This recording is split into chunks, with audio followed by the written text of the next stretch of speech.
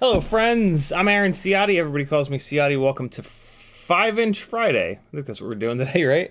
We're going to do some more work on the for sale glides.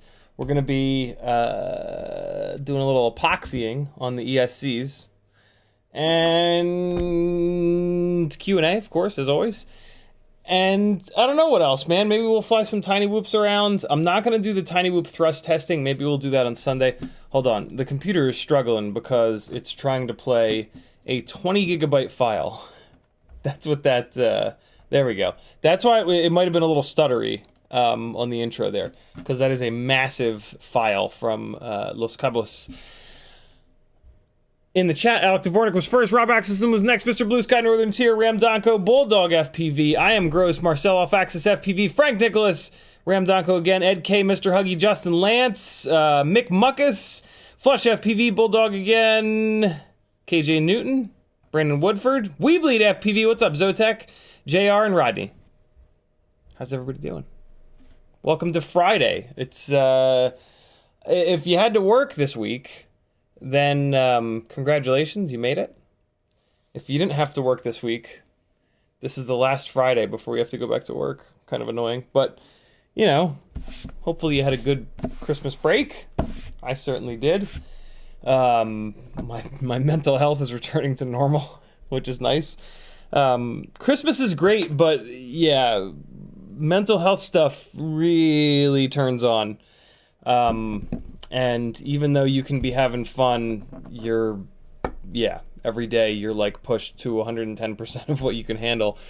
And for me, what usually happens is like I can show up and I'm present and I'm good to go until like a couple of days after Christmas, and then I'll usually just kind of fall on my face. But, you know. Oh!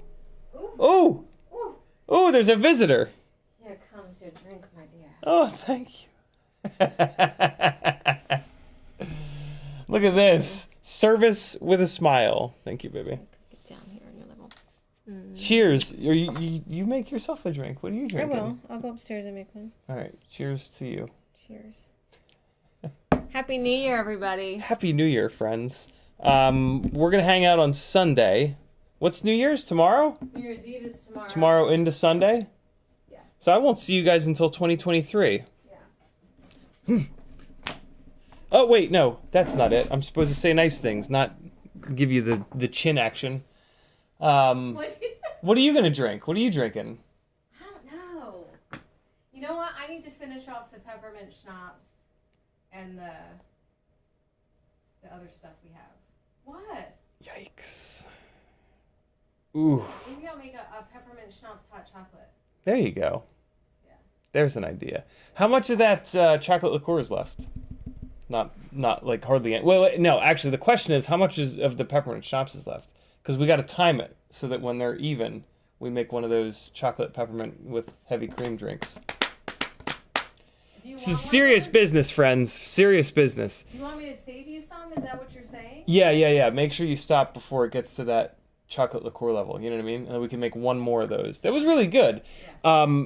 Half and half or heavy cream, peppermint schnapps, and what the hell is that chocolate liqueur called? Creme de cacao. That's a drink. It's not terrible. You can only really have one. Even better if you split it with somebody. But yeah, if you've got peppermint schnapps floating around, which for some reason we do, as well as creme de cacao, there's how you can use it. It's also lovely in a really good hot chocolate. The peppermint schnapps. And she's been putting peppermint schnapps in her coffee. Yeah. Because, alcoholism. Stop. Nothing could be farther from the truth. We're the most boring alcohol drinkers on earth. But I've got sake, so I'm a little bit less boring than I was a couple of minutes ago. This is the green apple sake. Thank you, baby. You're welcome. I'll see you at 9. Yeah, if you can find Fuji apple or just any kind of apple flavored sake, get it. It's really, really good. Oh God, I like sake, but it has like, for something that's only the strength of wine, it's a little bitey. Like it's got like a little bit of just like to it, and this Fuji apple stuff, there's none of that. Like you can just drink. Like I'm not gonna say like you have to be careful. Ugh. Obviously, if you're drinking alcohol, you don't just but yeah, there's no bitiness. You can just sit here and drink the shit out of it. I've never been drunk off of it though, because it's pretty weak. Sake is pretty weak, right? Like you have to drink a whole bunch of it to get hammered. Although the end of the 12-hour stream, I was going after it like it was my job. I guess it was at the time. Hey, this is my full-time job. If you like this content and you would like to see it continue, I need your help. Jump on over to CiottiFPV.com, and there's a whole bunch of things that you can click that help me out. Patreon helps out the most. For $3 whole a month, that's only 10 cents a day. You can join and get in on the Gangly Gang. You can be a part of the gangliest gang in all the land. Tons of benefits, well worth 10 cents a day, I promise you. Email notifications of all the live streams, access to a YouTube playlist with almost 100 unreleased videos, half-done edits, Patreon-only live streams, sketchy flying, I don't want to be public, all kinds of good stuff. Over on Etsy, there are some really fun stickers and hardware. The Gangly Gang stickers are not up there yet. You've got to just PayPal me $5 for one of these with your address. $10 for two. Fiverr, you can work directly with me one-on-one. I can help you out with flight instruction. I can literally help you fly better. We link up in the simulator, and then we get a voice call going, and I talk you through some stuff. I watch you fly, you watch me fly. We go over some things, and I give you a bunch of drills to work on before the next time we meet up. I can help you get your rigs tuned up right and teach you how to tune so that you don't have to come back to me, and you can just do it yourself. And build planning. To me, build planning is the most valuable of the three. You have wasted hundreds, if not thousands of dollars already buying the wrong parts that have either caught on fire or just don't work right for your intended use. I've been doing this for over 6 years now. I know which electronics don't catch on fire, and I know which parts work the best for X or Y or Z specific type of rig. So if you're going to be flying at a park that's the size of 2 football fields and you don't crash very often, I can set you up with a frame, motors, battery, electronics, top to bottom, that are going to work really well for that specific task. That's why we custom build these. Like, if you're not going to do that, then just buy bind and flies. Like, it's kind of the point of custom building these rigs, is that you can get the setup of parts that is specifically catered to your needs. And for you to figure that out alone, if you're anything like me, that's going to take 4 years, 3-4 years or so, and thousands and thousands and thousands of dollars. So let me help you out a little bit there, save you a ton of money and a ton of time and a ton of effort, because I've already done that. And I've been in this world for long enough where I've seen other people do all of these specific builds, and I know which parts are going to be the best bet for you. So let me help you, and you can help me, and we can all help each other in one big harmonious organic lavio as oh, what's her name? Come on! From White Men Can't Jump. Oh, god damn it, what's the character? What's not Rosie O'Donnell, it might be Rosie O'Donnell. I don't know, I forget her name. Gloria is her name, as Gloria says. Teespring, there's some really fun shirts, and my favorite thing on Teespring is the tote bag, the Kill All Carbon tote bag. If you're anything like me, somehow you always have like one extra thing that you need to bring with you, and this tote bag is awesome for that. It's also like a really nice canvas material, so if you throw broken carbon in here, you know, thus the Kill All Carbon logo, it won't punch through the outside. Or it's a great bag for props, too. Props will not punch through that canvas material.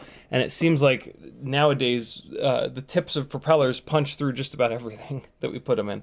So yeah, get yourself a tote bag over on Teespring. You're going to love it.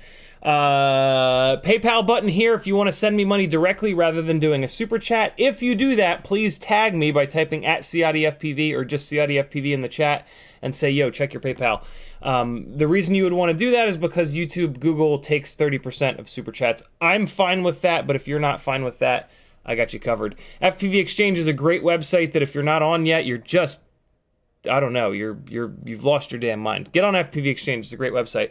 And then look at all these affiliate links. Before you buy something on the internet, think about your content creating friends and see if you can find someone with an affiliate link to the website that you're ordering from.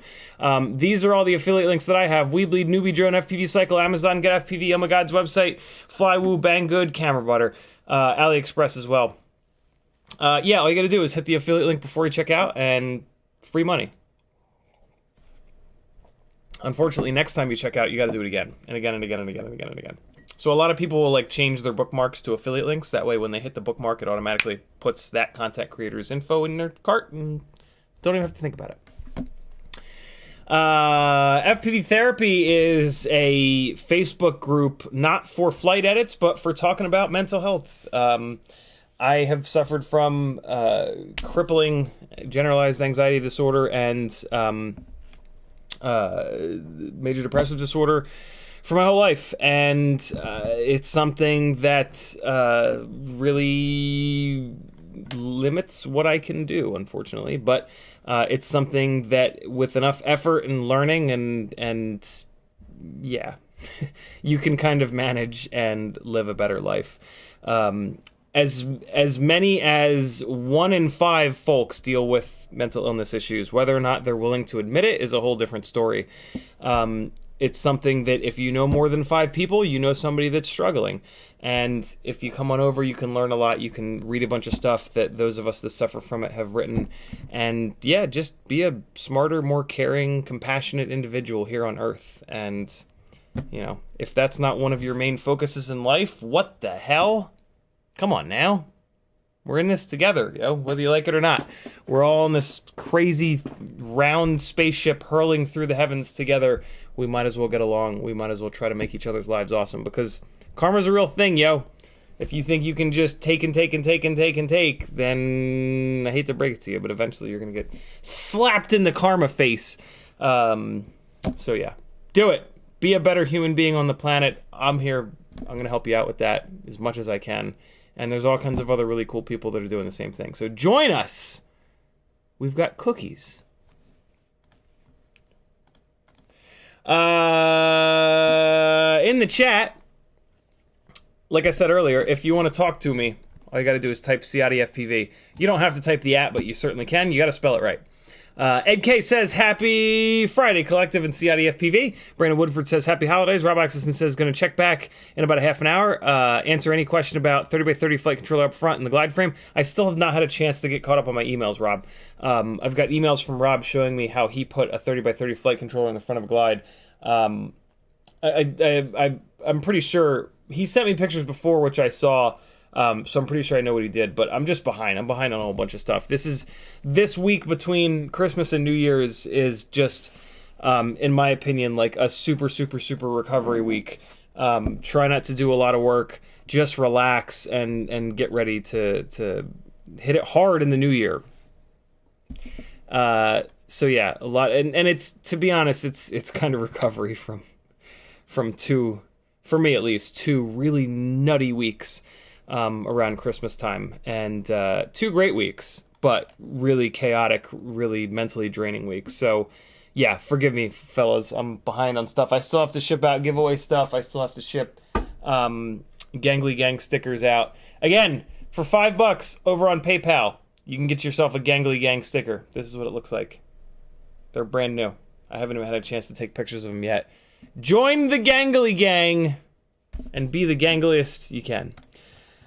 WeBleed FPV says, Happy New Year and LOLOL. Rodney says, Happy early New Year's since I won't be around. You going to be somewhere fun, Rodney, I hope? Michael D says, hello, CiottiFPV and Gangly Gang. Pyro Drone has the Mobula 6 25,000 kV. Very cool. Let's take a look. A bunch of folks have had the Mobula 6 19,000 kV on 0802s. For a very short period of time, what the hell? For a very short period of time, Tiny Whoop had the 26,000 kV 0702 Mobula 6. This is what I'm saying, what the hell about. And yeah, it sounds like right now Pyrodrone has the 25,000 kV 0802. We're going to take a look in a second. But this is interesting. This is a 20x20... 66 amp. That's a very strange amp rating. This is also an awful long ESC. It's a little deceiving though, because this is 20x20. So this is nose to tail. This is probably not any bigger than a 30x30 ESC. But it looks crazy. ESC PCB no what? Hold on. Oh, look at that. They've threaded the heatsink. Oh, now that's interesting. And then it looks like they've got some threads down here, too. What's the... Huh. TDK capacitor with a picture of battery pads. Okay. I guess these are the TDK capacity. Okay, I don't know. Mounting hole offset design. ESC mounting holes move forward. Oh yeah, look at that. Oh, okay. Okay, so they have a set of holes that are symmetrical on one side and then asymmetrical on the other side. That's interesting. 21 grams. Jesus, that seems kind of heavy. Mounting holes are all 20 by 20. Very interesting. So the only kind of pain in the ass with this is you've got to get screws that are absolutely the right size. Otherwise, this thing is going to be wobbling around in the frame. So you got to be careful of that if you go with this ESC. I mean, it's, you know, everything we do is so customized that should not be much of an issue if you're building these damn things. But, that's pretty cool. That's new and interesting. I dig it. Yeah, see, these holes are offset a little bit. There's a bigger gap here than there is here. So on this side of it, these 20 by 20 holes are offset. But then on this side, it looks like they're symmetrical. It looks like this gap right here is the same as this gap over here. Pretty cool. Pretty cool. Not having to drill a hole through the PCB allows them to really just line these FETs up like this and not have a big gap here and here and here and here where the FET should go. So that's pretty slick, man. I'm kind of into that. Again, as long as it's not a nightmare to get it mounted. And to be honest, it could be. Like this could be a little bit of a nightmare to get mounted, depending on what frame it is and depending on how much hardware you have. I have every single length hardware there is, so for me it would be easy, but yeah, keep that in mind if you're gonna go with that. Wow, it's $140. Holy crap. Wow, that is an expensive ESC. Is that the most expensive ESC that there is? Let's take a look. Good Lord, that is just banana pants. So I think this is all ESCs. We're gonna sort price high to low. Oh God, it's not even close to the most expensive ESC. Holy, yeah, it is. Sure it is. Sure it is. It's the third most expensive ESC. $260, and it's made by iFlight. Good luck with that. Wow. I mean, 80 amps is a lot of amps, but what? There is a snowball's chance in hell of me buying something made by iFlight for $260. This I can see. This I get. $260 for a double 55 amp. I get this, and it's made by T-Motor. This makes sense to me. Man, this has got to be a pretty specific frame, though. Although, I don't know. It's just, oh, look at that. They got little, like, wind lines running through. That's cool. That's cool graphic design there. Good job, guys. 118 capacitors! Holy shitballs! Good Lord. That's, okay. All right. I see you. Look at that build. That is a sexy build right there. Ooh, buddy. I don't know what frame that is, but that is hot. Looks like it's 30 by 30 mounting. That's, yeah, that's doing it for me right there. That's, woo. Yeah, buddy. I'm down with that. Good Lord. Scott Milano with a $10 super chat. He says, are the 0702 Gore Edition motors worth putting on a Mobula 6 HD0? I have to solder them up, so I wanted to ask. Absolutely, Scott. I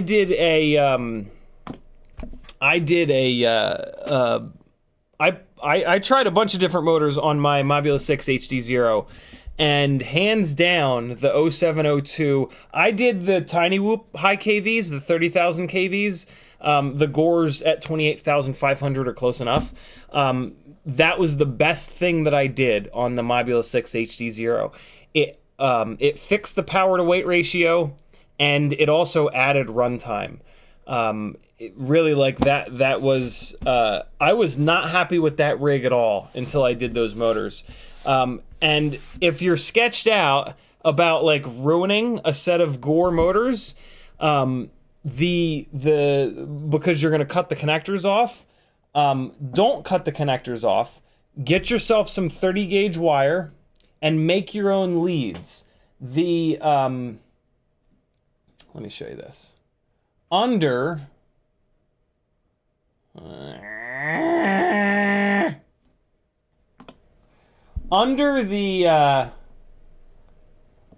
that little piece of shrink wrap there, see that little piece of shrimp wrap? Under that, there are pads. There's a little PCB in there.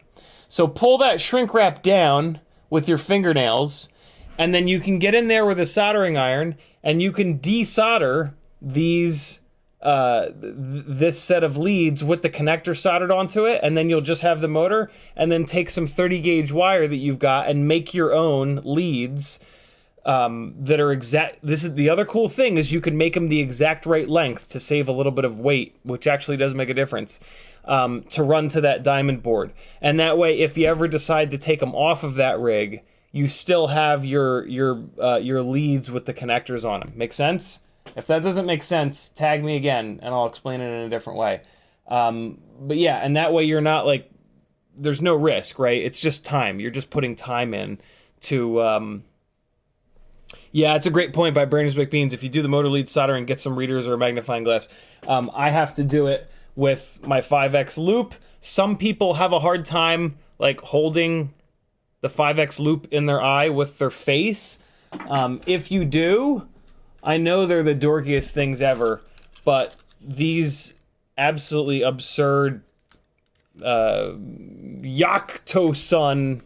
I don't know, there's like 100 different people that put their name on these. These things are actually great. And yeah, they only make you look kind of insane.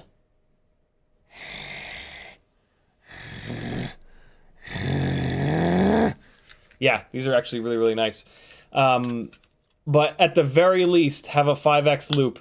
I have damn near perfect vision, and even I struggle with it without some kind of magnification. So, yeah. 406 from above with a $4.99 super chat. Thank you, brother. He says, looking to get into whoops. Any recommendations for someone that's new and wants to fly indoors for this cold winter we have up north? Analog/fat snail. So, I have done a ton of work on Joshua Bardwell's website, fpvknowitall.com. So if you come into his Ultimate FPV shopping list and you come down to the Tiny Whoop page, I did this whole page. Like he did all the graphics and whatnot, but like all of the text on this page, all of the part selections, everything is done by me. So this is like the best spot for all of my thoughts. The short answer is Happy Model Mobula 6. In a second, we're going to look over at Pyrodrone at the to see which one they have. Do they have the 0802 25,000 kV version, or do they have the 0702 26,000 kV version? I really like it with the 0702 motors. For you being new, it's not as important. Just get that rig, and then here's the other thing that you want to do. So on the Tiny Whoop page here, the very first section, come on. The very first section is bind and fly. Skip this section. Come down here to this 65mm cheap and easy build. This is the build that you're kind of shooting for. This is basically what I fly.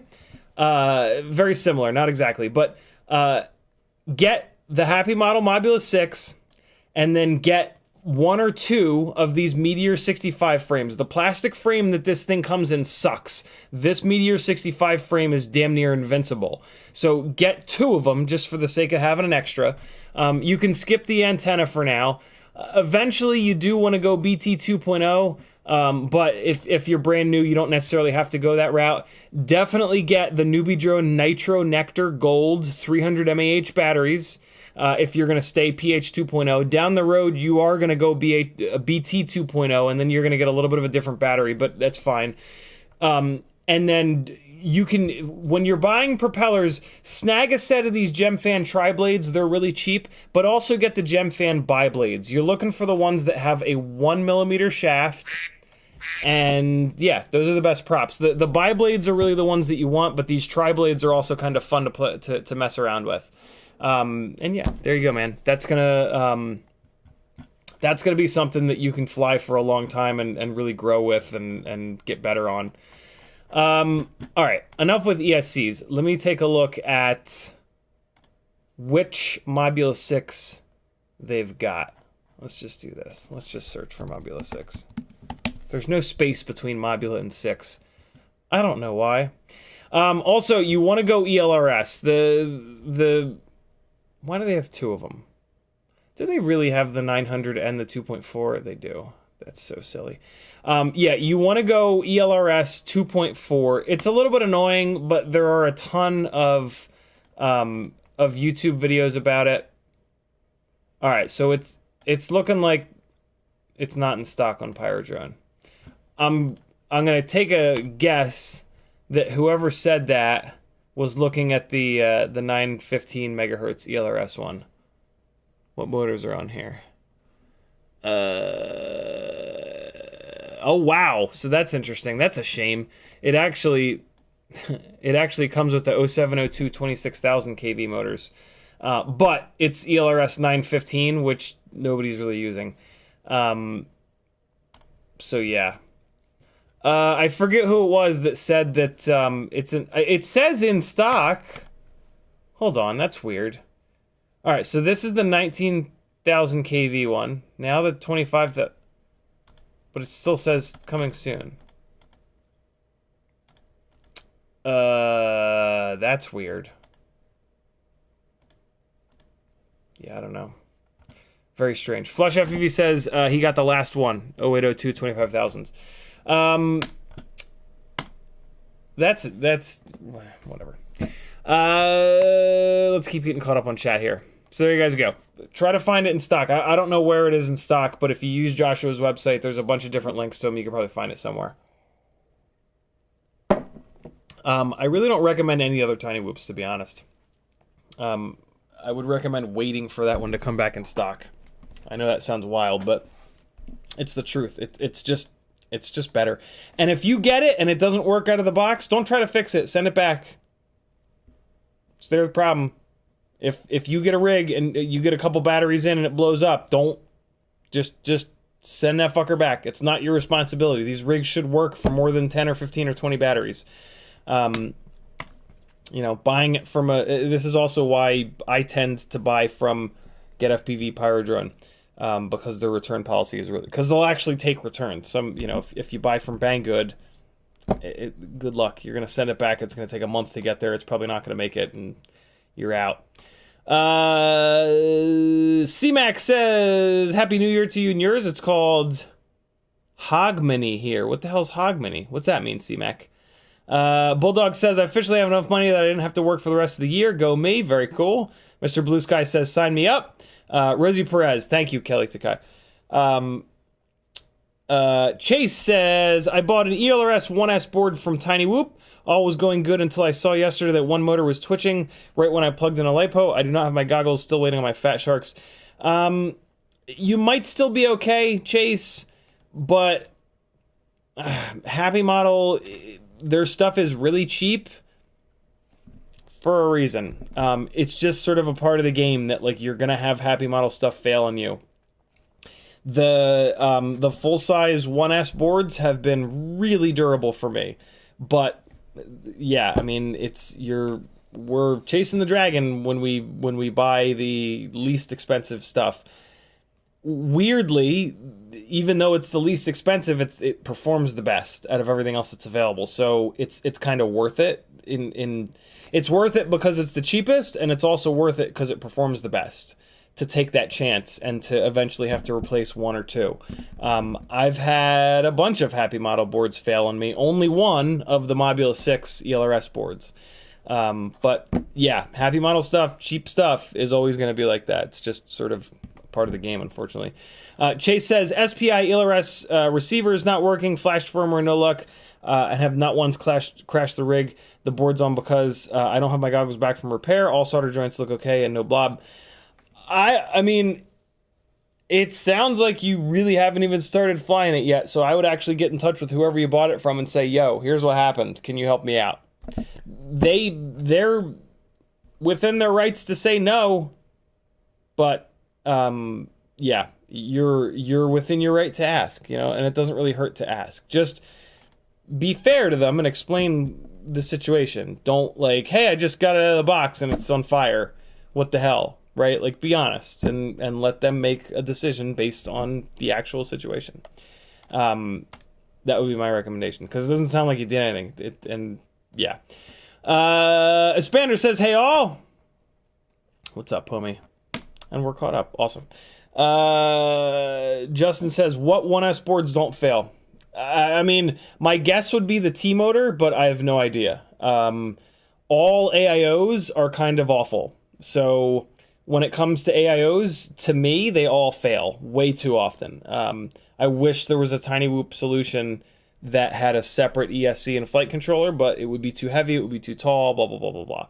So, yeah, but AIO is a bad idea. Like, the AIO design of having the really noisy ESC components on the same ground plane, on the same board as your really sensitive to electrical noise gyro is a terrible idea. It is just awful. And the fact that any of the AIOs work is kind of a miracle. The fact that they fail all the time is not surprising at all. So it just kind of is what it is.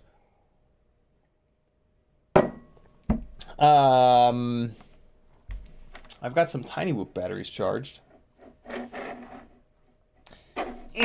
6 of them, to be exact. And I've finally stopped testing the T-motor prototype props. And I moved the WeBleed FPV rig back over to Gemfan biblades. So what I want to do tonight is revisit the can I can tell a difference. I can definitely tell a difference between the 28,500 kV WeBleed FPV motors and the 30,000 kV Tiny Whoop motors. It's just a very small difference in power. What I am kind of interested in is, can I tell the difference between do I fly better or worse with the old school Runcam Nano3 camera and the new school? You know what I haven't done in a while? I haven't compared the field of view on these two cameras.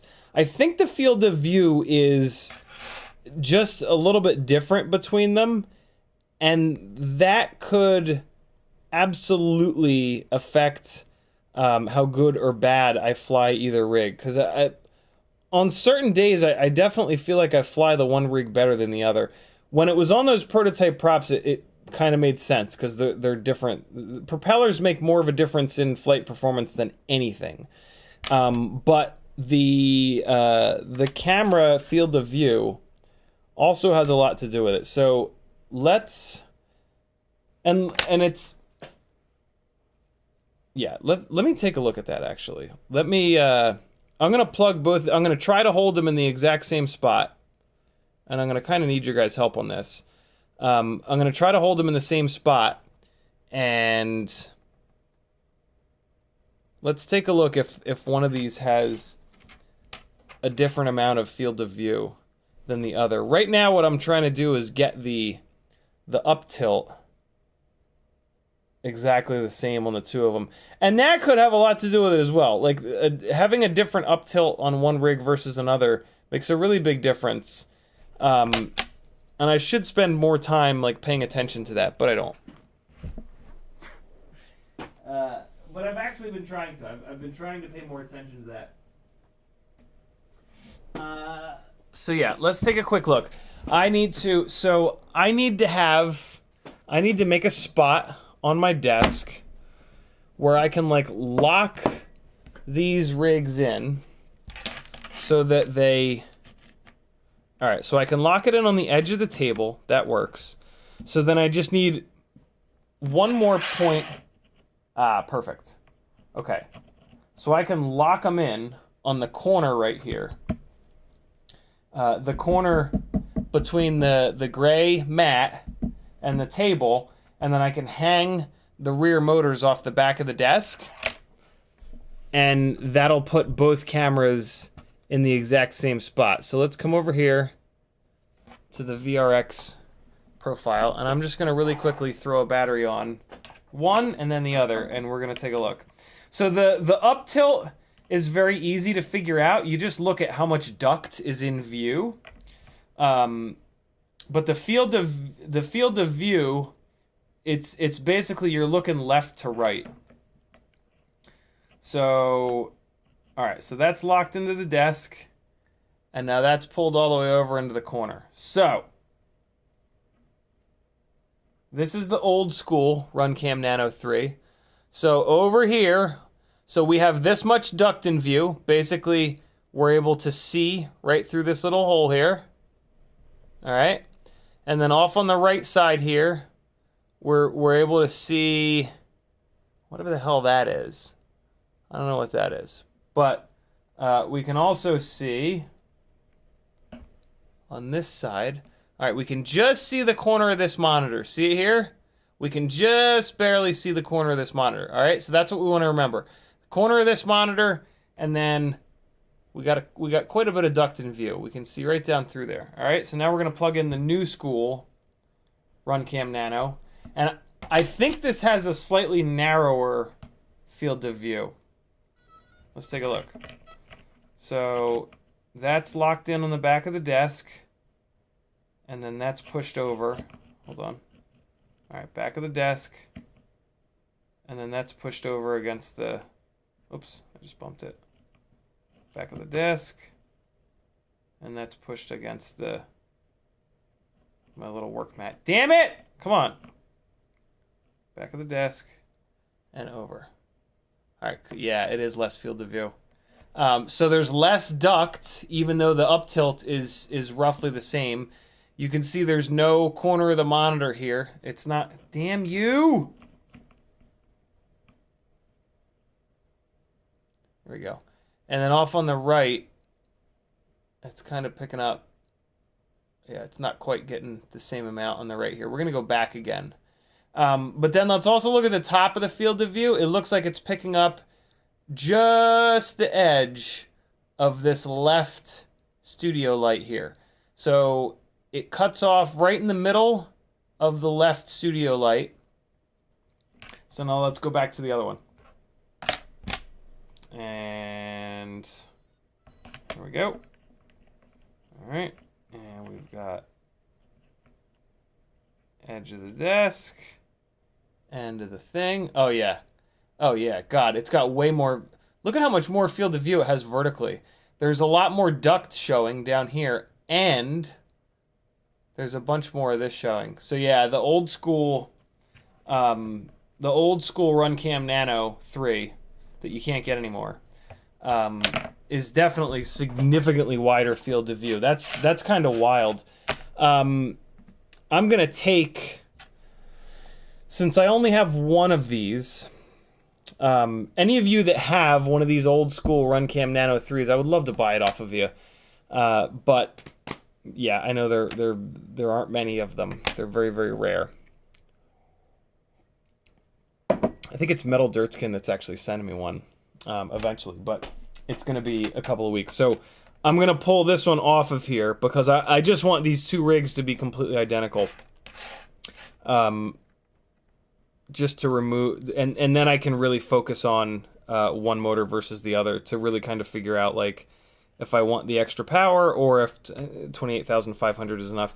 Although with the 30,000s, I can just motor limit them down to 28,500. But it's nice to test this because, like, I don't have the 30,000s motor limited down. So to be able to back these two rigs is kind of nice once they have the same camera on them, to figure out, like, hey, what is the although alternatively, I mean, I can just land the 30,000 kV rig and add a little bit of motor limiting in.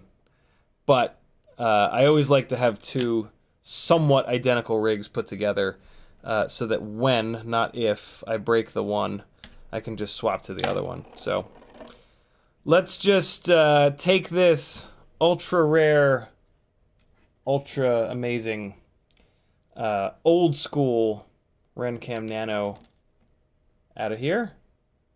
And I'm going to remove the screws from it, and then we're going to take the current gen RenCam Nano and drop it in. And then, yeah, we'll be ready to do some whooping. Brandon's Baked Beans says, and we got that. Thing about 1S is PIDs or filters too high won't burn things up, but it will overheat the FETs to the point of developing cold solder joints under them. I have one AIO like this. That's super interesting. Huh. PIDs or filters too high won't burn things up, it'll overheat the FETs. Wow, okay. Jesus. How the hell did you figure out that that's what was happening, Brandon?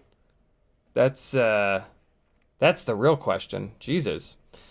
Yeah, really going, and it's kind of pointless to go, I don't know, in my opinion at least, it's kind of pointless to go completely ham with the filters on Tiny Whoops. Like, just push them up a little bit from factory on 4.3, and then, I mean, that's kind of all you need. Going crazy on the PIDs, like, yeah, it certainly helps. I mean, I love putting the master multiplier all the way up to 2.0. My God, with that, along with high KVO 702s, the flight performance is just magic. It's really hard to PID tune these damn things because the motors don't like get hot. It's kind of weird. I don't really have a great explanation for it. Either they are getting hot, but then they cool off so fast that you can't feel them, or maybe they're so small that your fingertip just doesn't pick up on the heat. I don't know, but like, even when a Tiny Whoop is oscillating all over the place, when you land it and you touch the motors, they're not hot. So yeah, it's hard to tune because one of the easiest and best ways to kind of tune is by motor heat. And without being able to tell that, it's kind of like, well, wait until it oscillates and then back it off a little bit kind of thing. I mean, like, sure, you can buy an open logger and glue it to the rig, but the problem with that is once you remove the open logger, you've removed a significant amount of weight, and the tune's going to be a little bit different. I mean, what's nice though is that the RPM that these little things are turning is so high, and the frames are so small that the vibrations all happen at very, very high up in the hertz range, and those are filtered out really hard by default. So the vibrations that we get from these things are really easily dealt with by default, pretty much, by the filters that we've got. So these are basically the easiest to tune rigs because of that, just because of the fact that the vibrations are at such a high frequency. So that's kind of good. This is why, like, tuning Cinelifters is a nightmare with big, like, 8-inch, 9-inch, 10-inch props. All of the vibrations are happening down, not all of them, but there are a significant amount of vibrations down lower in the hertz range, 100 hertz, 90 hertz, 150 hertz. And the lower you go, the more bleed over there is into the actual movement of the quad. Like, as in when you move the stick, and you can't filter that out. Like, if you're filtering really hard down at 100 hertz, you can move the stick in a way that puts the rig into 100 hertz frequency, and then the whole thing is it's you know, the filter is gonna be like, hey, I need to filter that motion out that you just asked me to hit. So what is it? Does it just sit there?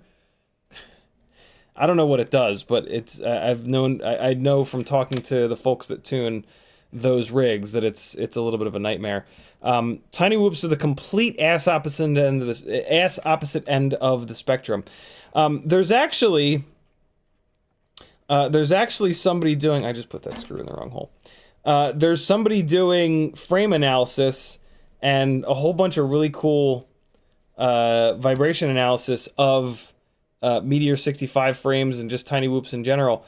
And I've been keeping an eye on some of the data that he's been posting up. And one of the things that he recently said that has me like kind of fascinated is that one of the tricks that the racers do to save a little bit of weight on these Meteor 65 frames is they cut these outer supports off. This one that looks like a little triangle. Yeah, this little one that looks like a triangle here. Same thing on the other side, this one here, and then in the front or in the back, this one here as well. They cut all 4 of those off, which just seems like a horrible idea to me, but in the frame analysis, it made no difference whatsoever. And I think I might have even read that it helped. So if you're really chasing performance on the tiny whoops, you can kind of look at doing that. I'm not going to do it, but I think it's super interesting. He also found that the diamond board not having that front connection point makes what he described as a significant difference in the negative on vibration resistance of like the frame. So there's another problem with the diamond boards. They don't have that front flight controller mounting attachment point, and basically what I'll bet that's doing is when you have a completely symmetrical frame like our tiny whoops, there's just one big, not one, but there's an equal number of like modes, I think they're called, like vibrational modes or nodes. So like, for example, a true X frame, all the arms are the same length, so they're all going to vibrate at the same frequency because they're the same length. When you go to a dead cat frame, the front arms become shorter than the rears, so the front arms vibrate at one frequency, and then the rear arms vibrate at a different lower frequency. And that's harder for you need more you need an additional filter to target those, right? Same thing is happening with the diamond board. When you don't have that front connection point, it's going to add at least one extra vibrational node, whatever the hell it's called. And yeah, that's not good. Other than that, I mean, those boards are just the devil. They're extremely fragile, and they're not much lighter, and you have to solder the motors on, and you can't put a good antenna on them, and there's all these problems. So those diamond boards can go to hell as far as I'm concerned. But yeah, it was kind of interesting to see to see that show up in the whatever the hell that testing is called, where they model the frame and then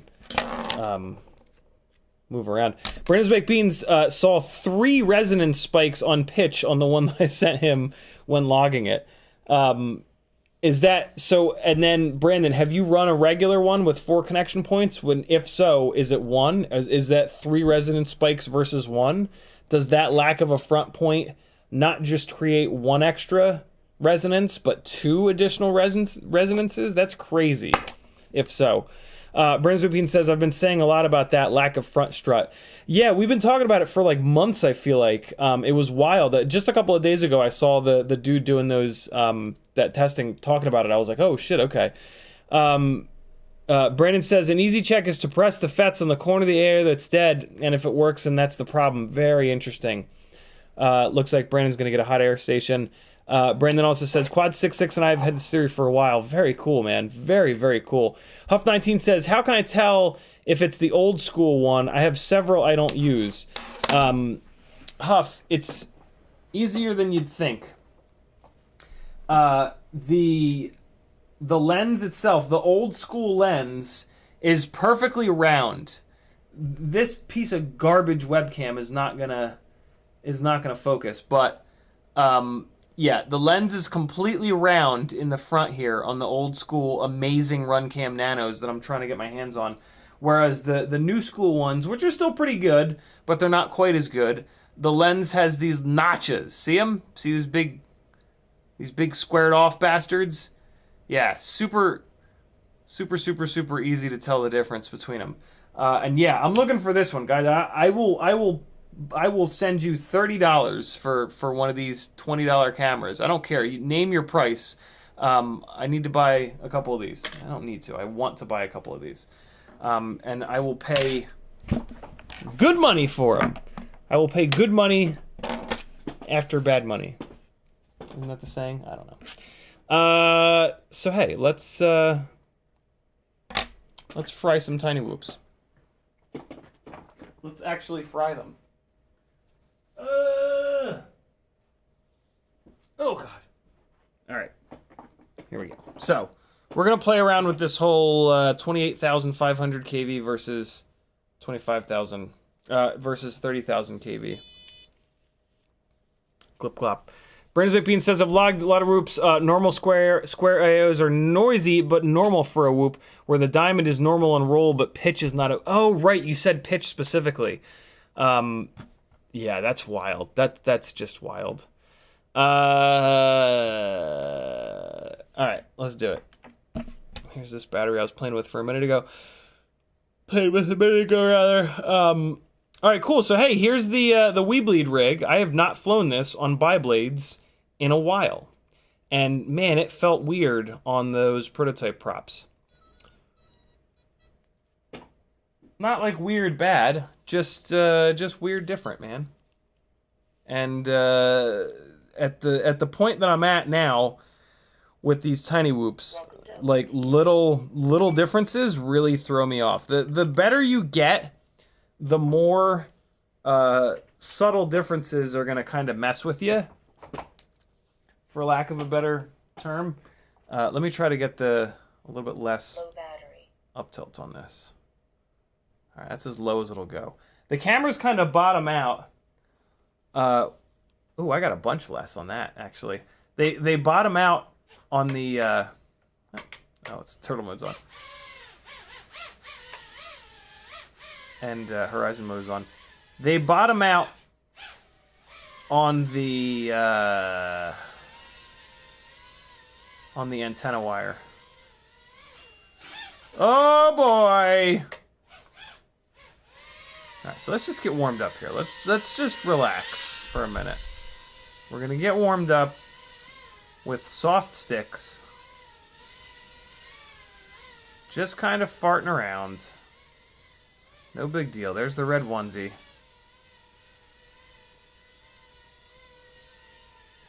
Oh, God. Well, no! Don't scratch my beautiful wall. Beautiful lunar surface painted wall. Oh, it's like I did it on purpose. I need to put a ride symbol on this stand. Although once there's a ride symbol there, there'll be less of a gap to fly through there.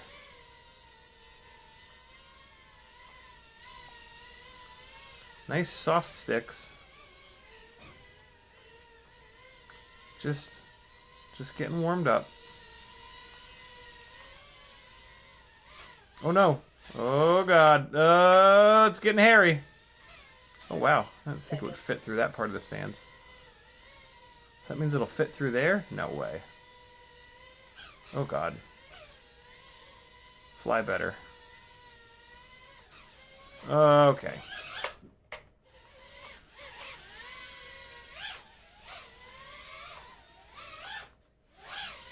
Hey! Oh boy. Rejected.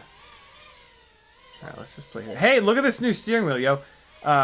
Maggie got me this Thrustmaster Sparco collaboration R383 steering wheel for my sim rig for Christmas. And my god, is it nice.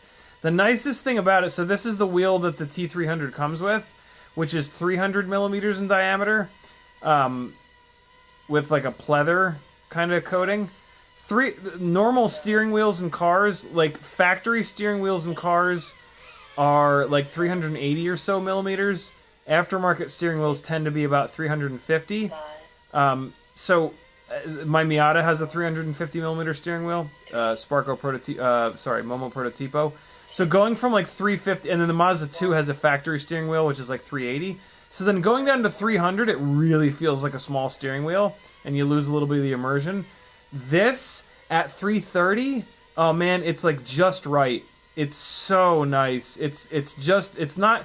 You don't want a wheel that's too big on a sim rig unless you have a direct drive setup, because the bigger wheel makes the motor do more work.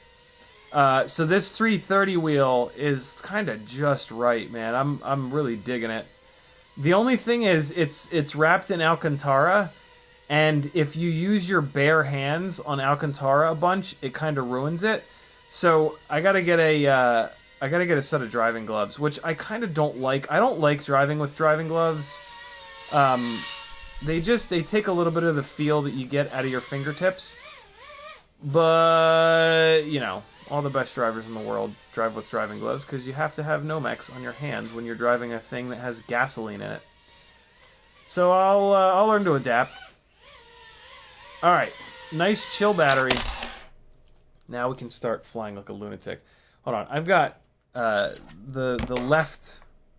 left goggle is just all cloudy. All cloudy. What's up, CMYK? Hold on, let me wipe this out. It might even be... I might even need to adjust it.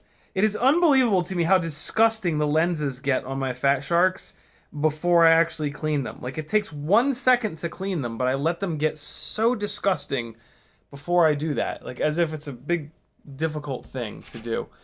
Alexander FPV says, have you thought about making YouTube shorts? They've really exploded my channel. Now, shorts really aren't my thing. I'm actually the complete opposite. Like, I do not like short form content. I'm like morbidly against it, to be honest. With short form content, you lose all the context, you lose all the description, and you can kind of pass along bad info because, again, there's just no context to it. I do these live streams specifically to kind of fight against that and to provide a source of as long form content as I possibly can for the folks that are like really looking to learn. So yeah, the shorts thing is not my deal. I tried it out and yeah, I don't know. It's just, there's just not enough time to get the full point across and to get enough context to actually get good information out there. And it just drives me insane when bad information goes out there. So yeah, that's just me though. I mean, you know, you guys do you. For me, it's not about like this channel exploding. It's about finding the right people that are here for the right reason. And yeah, like doing a bunch of shorts and attracting a bunch of people that are looking for that type of content is not going to have anybody that actually stays in these live streams. So, you know, I do as many of these live streams as possible to attract live stream people, because that's my audience and that's who I want to be hanging out here. So yeah, I just don't care about like how many subscribers I have. I care about how many people come to these 2-hour-long jib jabs and hang out and learn and contribute and all that good stuff. So yeah, that's one of the things that I've learned in the last 11 or 12 years being on YouTube is like, just a big number doesn't mean anything other than like bragging rights. And like, yeah, that's fun. Like, it's fun to be able to say like, hey, I've got 100,000 subscribers. Oh, cool. Your EPeen is just massive. Like, that's great. I don't care about my EPeen. I care about, yeah, like this little community of folks that we've got. But all that being said, that's probably a bad approach to have, because that's certainly not the approach that every other successful channel has. So, but that's my approach and I'm sticking to it. Michael D says, have you or anyone used the Caddx Loris? Think about grabbing one to upgrade from the Runcam Split 3 Nano on my Biblade 7 HD Loris 4K. I have not, and I've also not really heard of anything about that, so I can't really speak to it. This poor rig is Probably a little hot. Let's give it a second to chill out.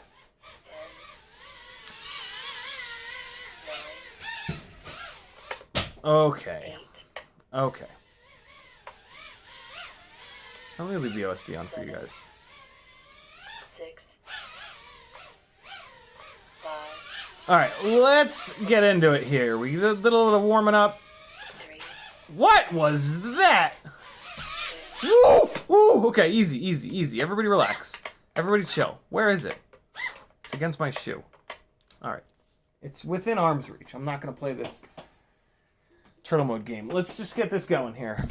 Let's do some actual flying here. 1, timer 1, up. Hey, here we go.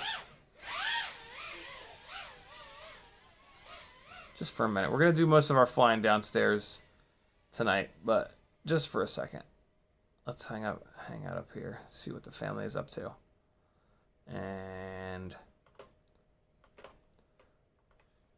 so this is the WeBleed rig with the AIO that's not that does not have a FET that's shit in the bed, which is pretty cool because when I do these big off throttle throws, it doesn't do that stupid thing that the other one does. Oh boy, I'm going in the sink.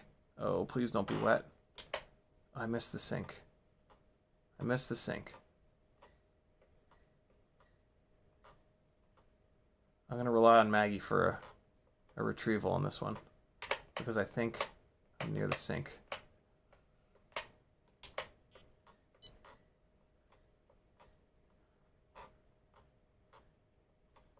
Although usually I hear her footsteps by now. She might be busy. I'm going to take the walk. Walk of shame, friends! Walk of shame. That was a big dumb crash, too. This is a deserved walk of shame. Oh, my knee.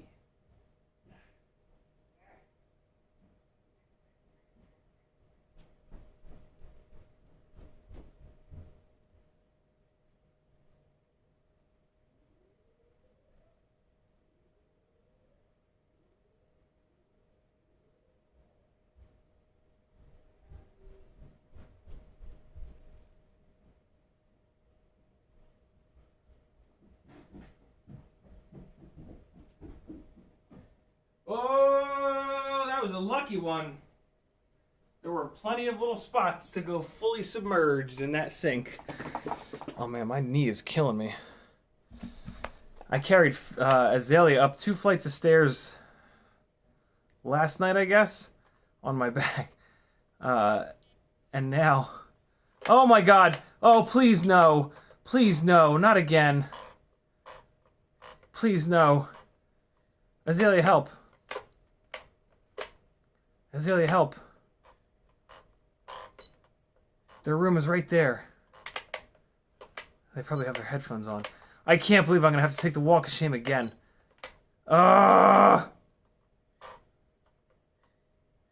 Unreal.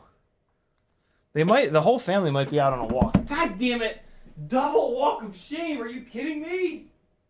Ouchie. Ouchie. Ouchie.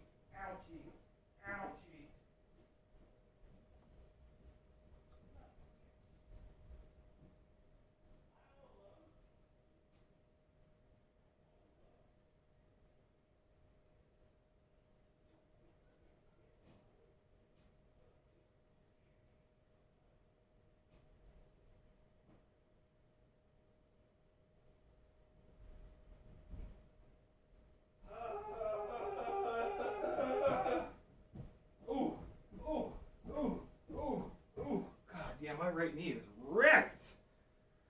It hurting. Alright. I'm trying to not crash within 3 seconds this time. Jesus. Michael D says music. Good idea. Alright, here we go. Let's get serious here. Enough dicking around. Let's do some serious flying. What was that? Okay.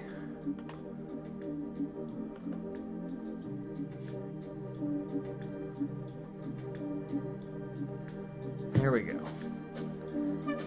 at you.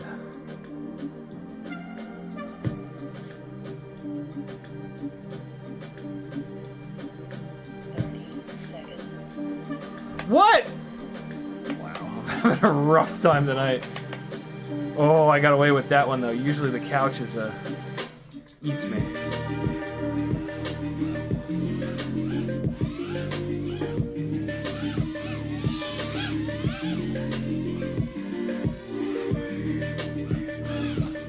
Woo!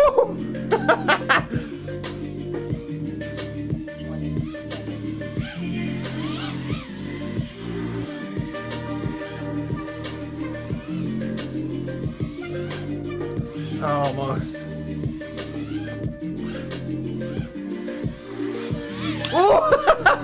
I knew it was gonna happen eventually. Oh man, I can't believe it took this much time. That was not bad at all, man. Next time I hit somebody, I'm gonna feel a lot less bad. That was fine. All right, here we go. Starting to feel it. Starting to get into it. Face punch, hell yeah. Indeed. Man, that was not bad at all. I hit myself pretty good too. I felt the duct like compress and like hit into the propeller. That was awesome. All right, come on now. Come on. Oh!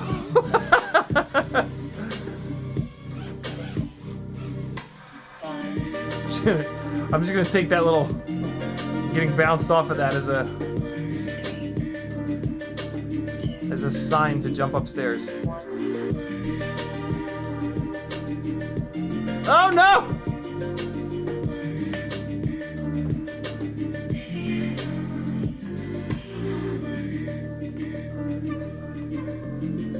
Okay. This is it. Ah. Oh, wait, look. Azalea threw something else up here by accident the other day. There it is! One of the little ninja guys is now living up here. So now we got Ninja Guy. And then we've got the remote control fly swatter gun. There's the fly swatter part. And there's the gun part. A little collection up there.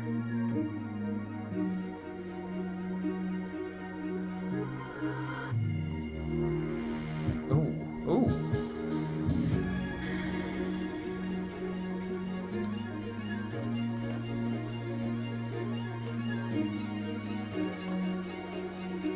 Whew. Now we're getting into it.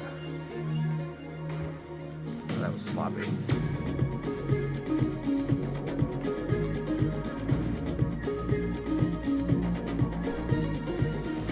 Somebody's running around upstairs. I don't know if it's the dog. What's happening? Fit under that? I think I can. Yeah, I can. Oh no, it's sink! What am I looking at? What am I looking at? Oh man, I'm in the sink, but I'm not wet. Oh boy! Oh boy!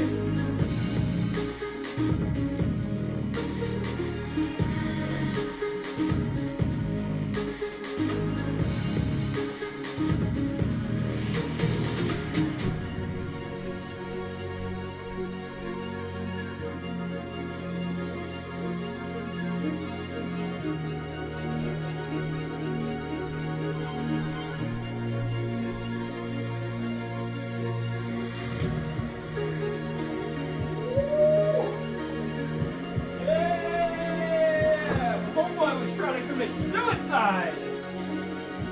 Motherfucker went down the garbage disposal. Ooh, boy. Damn. Okay, here we go.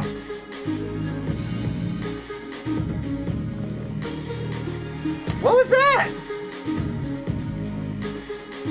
There's some little uncommanded weirdness going on there. Oh my god. What is happening? Maggie just got home though. Maybe she'll rescue me. How am I stuck in the goddamn snow angel?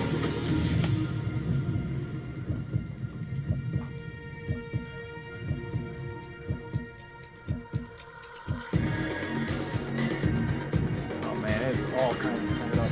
I don't think she's tall enough to get up there. Oh man, this is just this is ridiculous.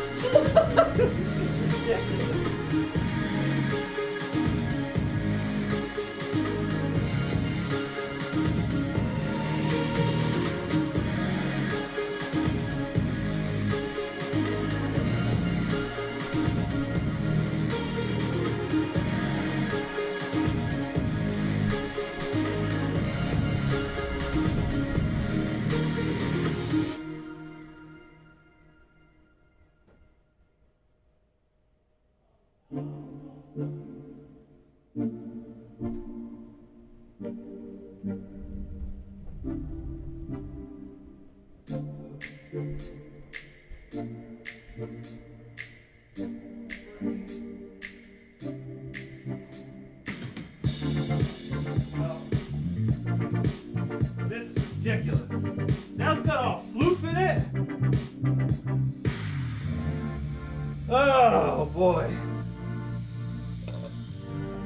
Well, cursed. That's it. All right, hold on. I'm getting the floof out of it. It's all floofed up. A lot of floof. Oh my god. We'll be flying better next week, I swear. Alright, come on, almost defloofed.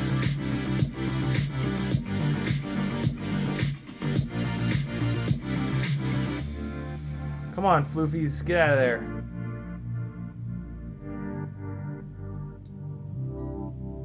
Yeah, I know you're upset. I know you're upset. It's okay. It's gonna be fine. Just give me a second. Stop yelling. Okay. We are defloofed. Let me, if you think you might have a motor that's still floofed up, flip it into turtle mode and flip and full power each motor. They should all sound roughly the same, which they do. Oh boy, here we go.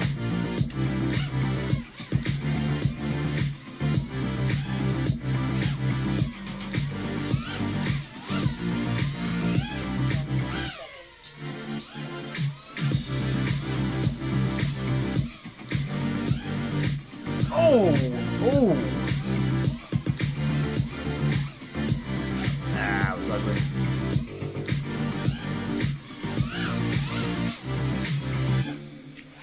Ah!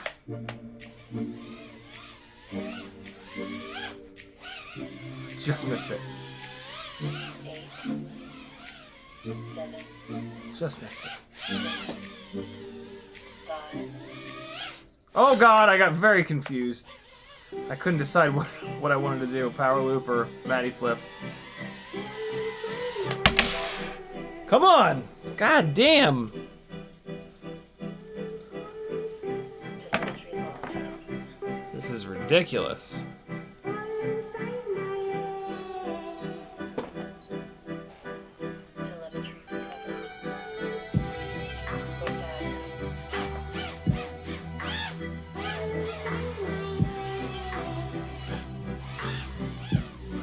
Ah! Wow, okay. No. What's happening? Where am I? Oh god! Hold on, let me blame it on the tune. When in doubt, blame it on the tune. Hold on. Throttle expo 30. Throttle mid 45. Is that the right throttle mid?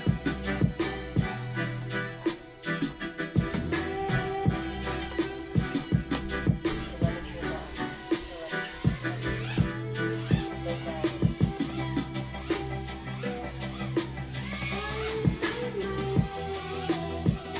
Aww, that was a low blow.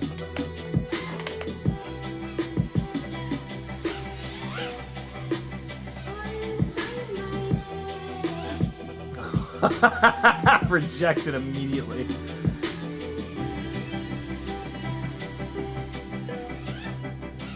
Oh, that would have been a sick little power loop. Ah, come on.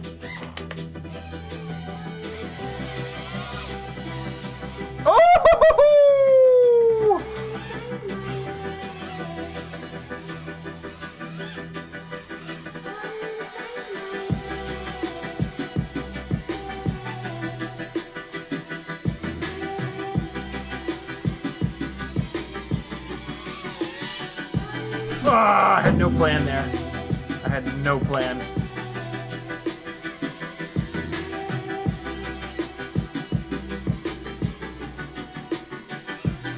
Oh!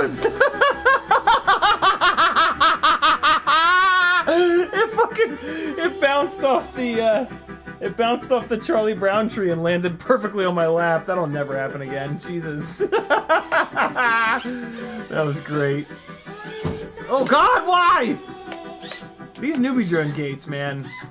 Like, they're small. It's great that you get 5 of them, but man, they are little. Like, they're fine for just like flying through, but trying to do like power loops upside down backwards through them, oh boy, it's a little tough. Ooh. No! No. Let me out. Let me out. Where am I? There I am.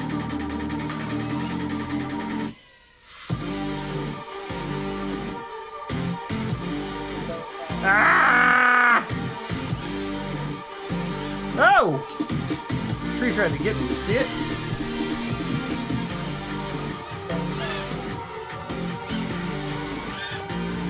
Oh, come on.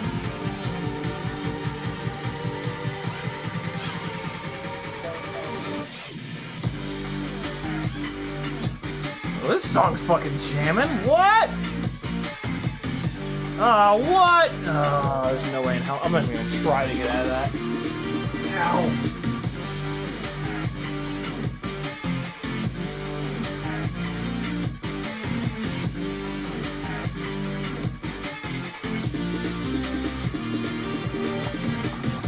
Transmitter battery's about to die.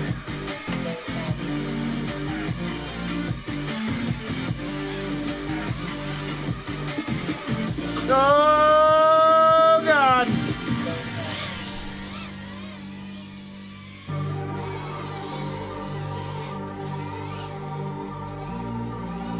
Yeah. I don't do that little behind the Christmas tree move as often as I should! Maybe that's why. Oh, come on!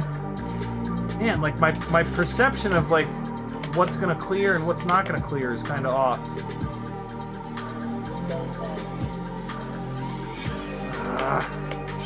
Wow.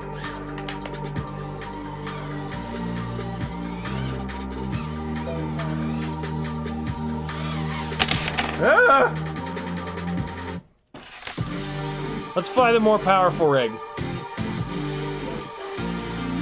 So that's 4 awful batteries on the less powerful rig. The less powerful rig is also a little bit noisier, and I can't run the PIDs as high. This rig with the more powerful, I can only run the master multiplier up at 1.6. On this rig, I can run the master multiplier all the way up to 2.0. Hold on, I gotta hit the button to download this song. This is fucking jamming. Alright, here we go. Ah! How the hell did it bounce up into the sim rig? Yeah, the pit, man. What was that? I thought it was on the floor. It was the ceiling. Oh my God, what's happening? I'm behind the thing. Hold on. I knocked something down. I knocked everything down. Oh my God. Low battery. Jesus. Low battery.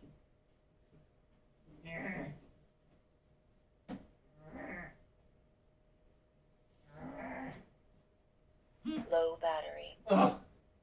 Low battery, I know. Low battery, I know. Amber, I know. Relax, Amber. Relax. Low battery. I let me guess. The battery's low. Here we go. Low battery. Oh, come on now. Oh, don't do it to me. Thank you. Oh, boy. Oh, boy. Hold on. There's an up tilt. It's an up tilt thing. There's no ducts at all in view. Oh, God, yeah. The up tilt is cranked on this rig right now. Hold on. Hold on. I was going to say, there's something really wrong. I'm flying really fast right now. Alright, there we go. And... there we go. Yeah, there's a little bit of duct in view. Now we're talking. Okay. It's wild how much up tilt changing affects me. It really affects you on power loops.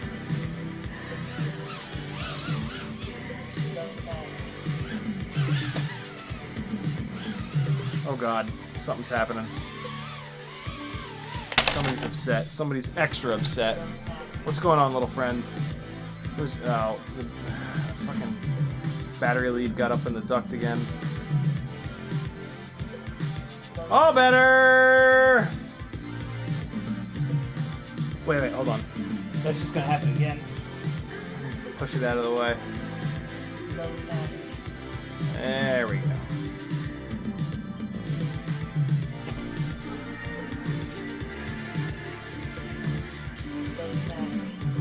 Okay. Ah.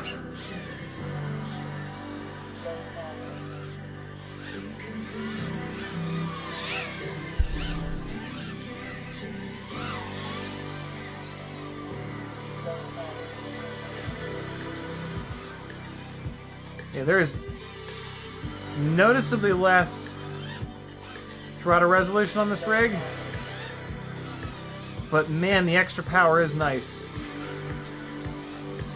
Ah! Ah, stop it, stop it, stop it. Stop it, stop it, stop it. Easy, easy. There we go. Oh, farts. Oh, God.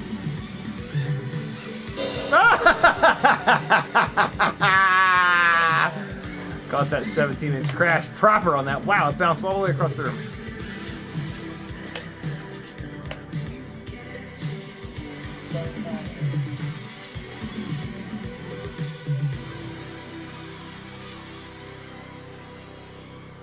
Let's try this incredibly difficult orbit. Yeah, there we go. I'm getting better at this. Low battery. This is the 90s to 2020s, 20 teens orbit from Super Nintendo to PS4. Although I think the PS4 is... no, yeah, it's from the 20 teens. Get into it a little bit. Oh, this is a hot jam. Oh, rejected!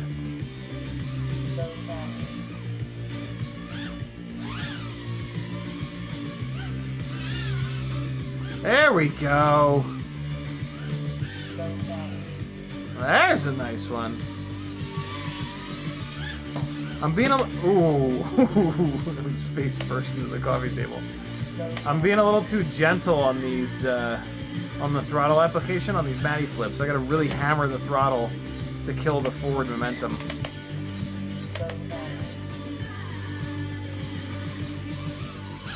Oh shit.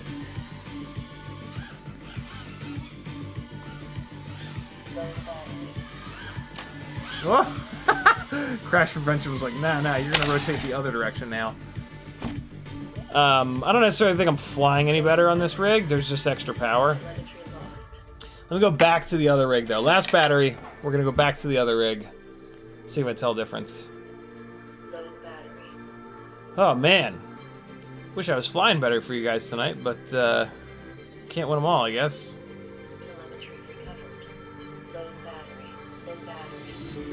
Alright, here we go. Let's fly this transmitter down to the point where it just completely shuts off.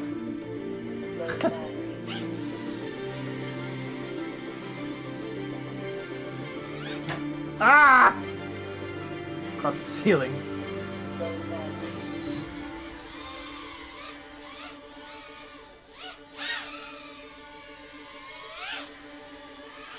Charlie Browntree tried to get me to see it. Oh, I was trying to back through this lower gate. Oh boy. Oh, oh. Easy. Easy. Careful. Careful. Oh. Okay. Air mode. What? Oh boy.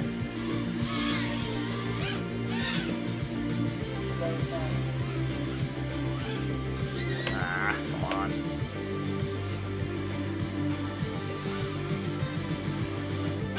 God damn it.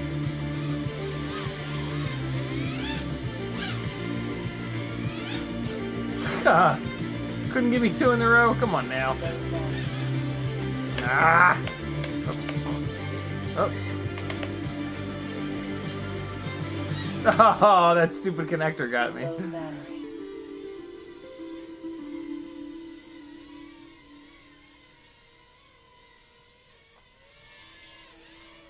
Low battery. There we go.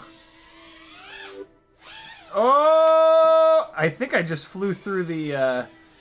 I think I just flew through the seatbelt strap holes. Oh, come on now. Nope. Low battery.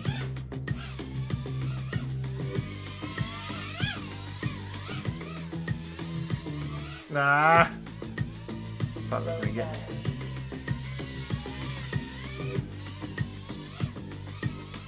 Oh, balls. Low battery.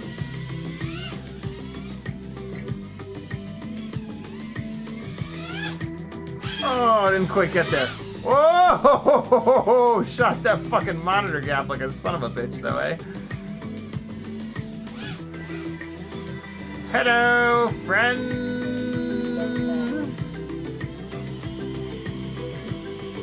Hi. Uh-oh.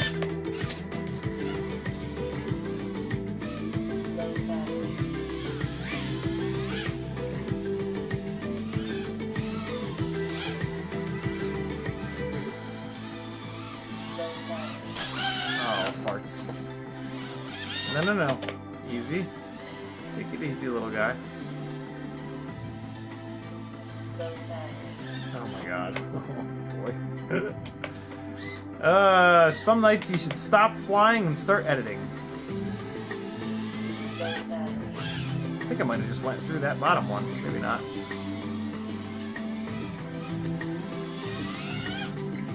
Oh, that's what I'm talking about.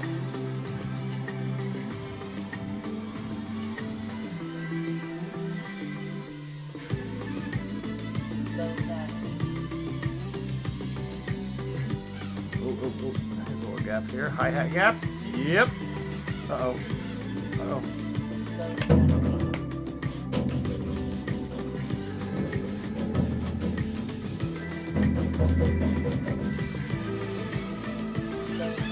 No, no, no, come on. No, no, no, don't do it to me.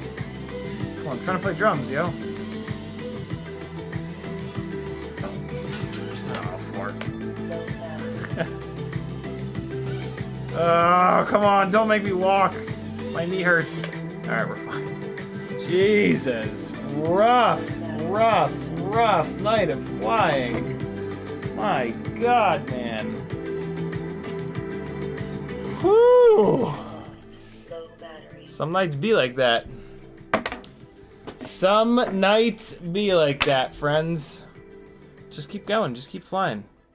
Hold on. This, I know your battery's low. I know. Stop telling me. Leave me alone. Take the battery all the way out. Stupid lithium ion. Stop yelling. I get it. How low are you supposed to run lithium ions? Does anybody know offhand? All right. Well, that's over there.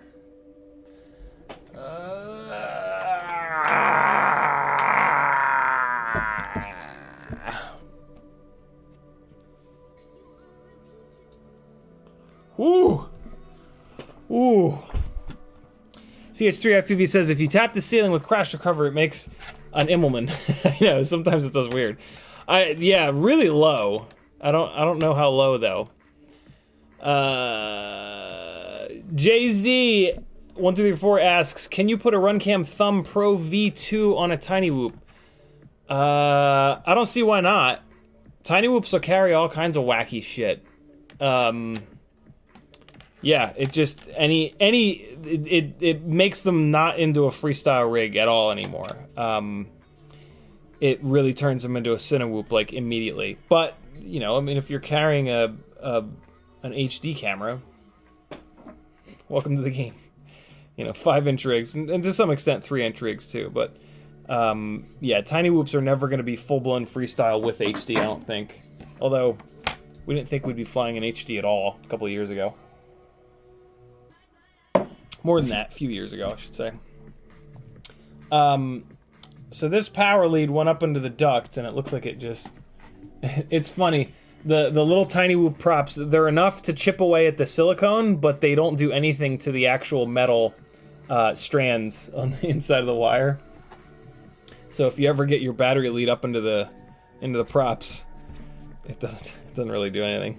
You just put a little bit of welder E6000 on top, and you're good to go. Let me actually use liquid electric tape. It's kind of what it's for. All right, people. All right. This liquid electric tape, it's weird stuff. It's like really liquidy. I don't know if it's like separating in there or what, but it's pretty liquidy. I don't like that. I don't want it to be as liquidy as it is. June Logo says, will you be ripping the Fractal? No. The Fractal frame, it didn't really do anything better, and like it makes battery swaps harder, and I just can't see a world where it's going to be more durable than the Meteor 65 frame. My biggest issue with it is that the camera moves around. Because the camera is only held on by, you know, the little 3D printed thing, the camera can move, the up tilt can change. And yeah, I don't like that about it. If the frame had done something better, I would be much more willing to use it, but it just didn't seem to do anything better for me. It was just this kind of situation where, like, yeah, it's different, but I tend to not run things just because they're different. Like, I'm not playing that game. This is, right now, this liquid electric tape is just dripping everywhere. It's getting absolutely everywhere right now. I'm in a real strange situation. It's all over my hands. It's dripping out of the bottle. I'm in a sticky situation. Hold on. It's oozing everywhere. Jesus Christ. It's all over my hands. What the fuck is happening? Hold on, I gotta put this down here. Gotta get it off my hand. God damn. What the hell? Okay. Jesus. Okay. We're good. I got a little bit extra on the outside of the nozzle. Let's put that where it needs to be. Which is right here. Come on. There it is. Oh God. Oh God. Come on. Stop it. I don't know about this liquid electrical tape, man. I mean, it's alright, I guess, but I don't love it. Okay. I'm gonna lean you up against there to dry. And now one last little thing. I'm just gonna wipe this off. What a mess. Jesus Christ. Okay. There we go. My God. Liquid electric tape. I don't know, man. Welder is a little bit like thicker. E6000 is a little bit thicker. I think I like that better. But and I don't know. Welder doesn't seem like it's conductive, so it's gonna kind of do the same job. I don't know.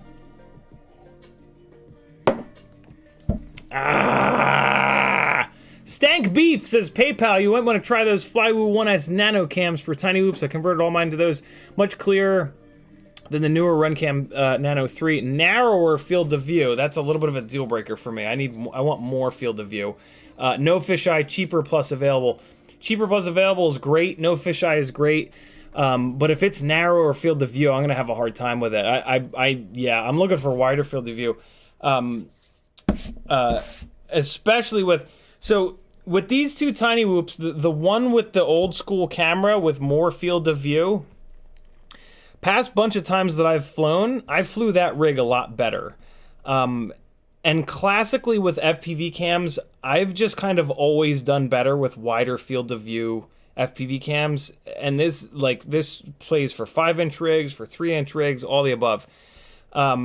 There is a point, like 170 field of view is a bit much, but none of these are even close to that. So, yeah, I didn't realize that I've been kind of keeping my eye on that Flywoo Nano Cam, Stank. But, yeah, that's a shame that it's narrower field of view. That's, because the fact that it's available is a big deal. WeBleed FPV says, what would be the ideal size for a whoop gate? To be honest, Zotek, I think yours are about the right size, maybe a little bit smaller. The only problem is your tiny whoop gates are so nice. The quality is so nice, and the material is so nice that it's heavier. And I hold these whoop gates up with these silly little, but incredibly handy rubber cable clip things. And the WeBleed gates are a little too heavy for these, and they rip these off the ceiling. So yeah, the only gates that stay up down here are these ones that are lightweight. These Gemfan ones, the tiny whoop ones, and the Newbie drone ones.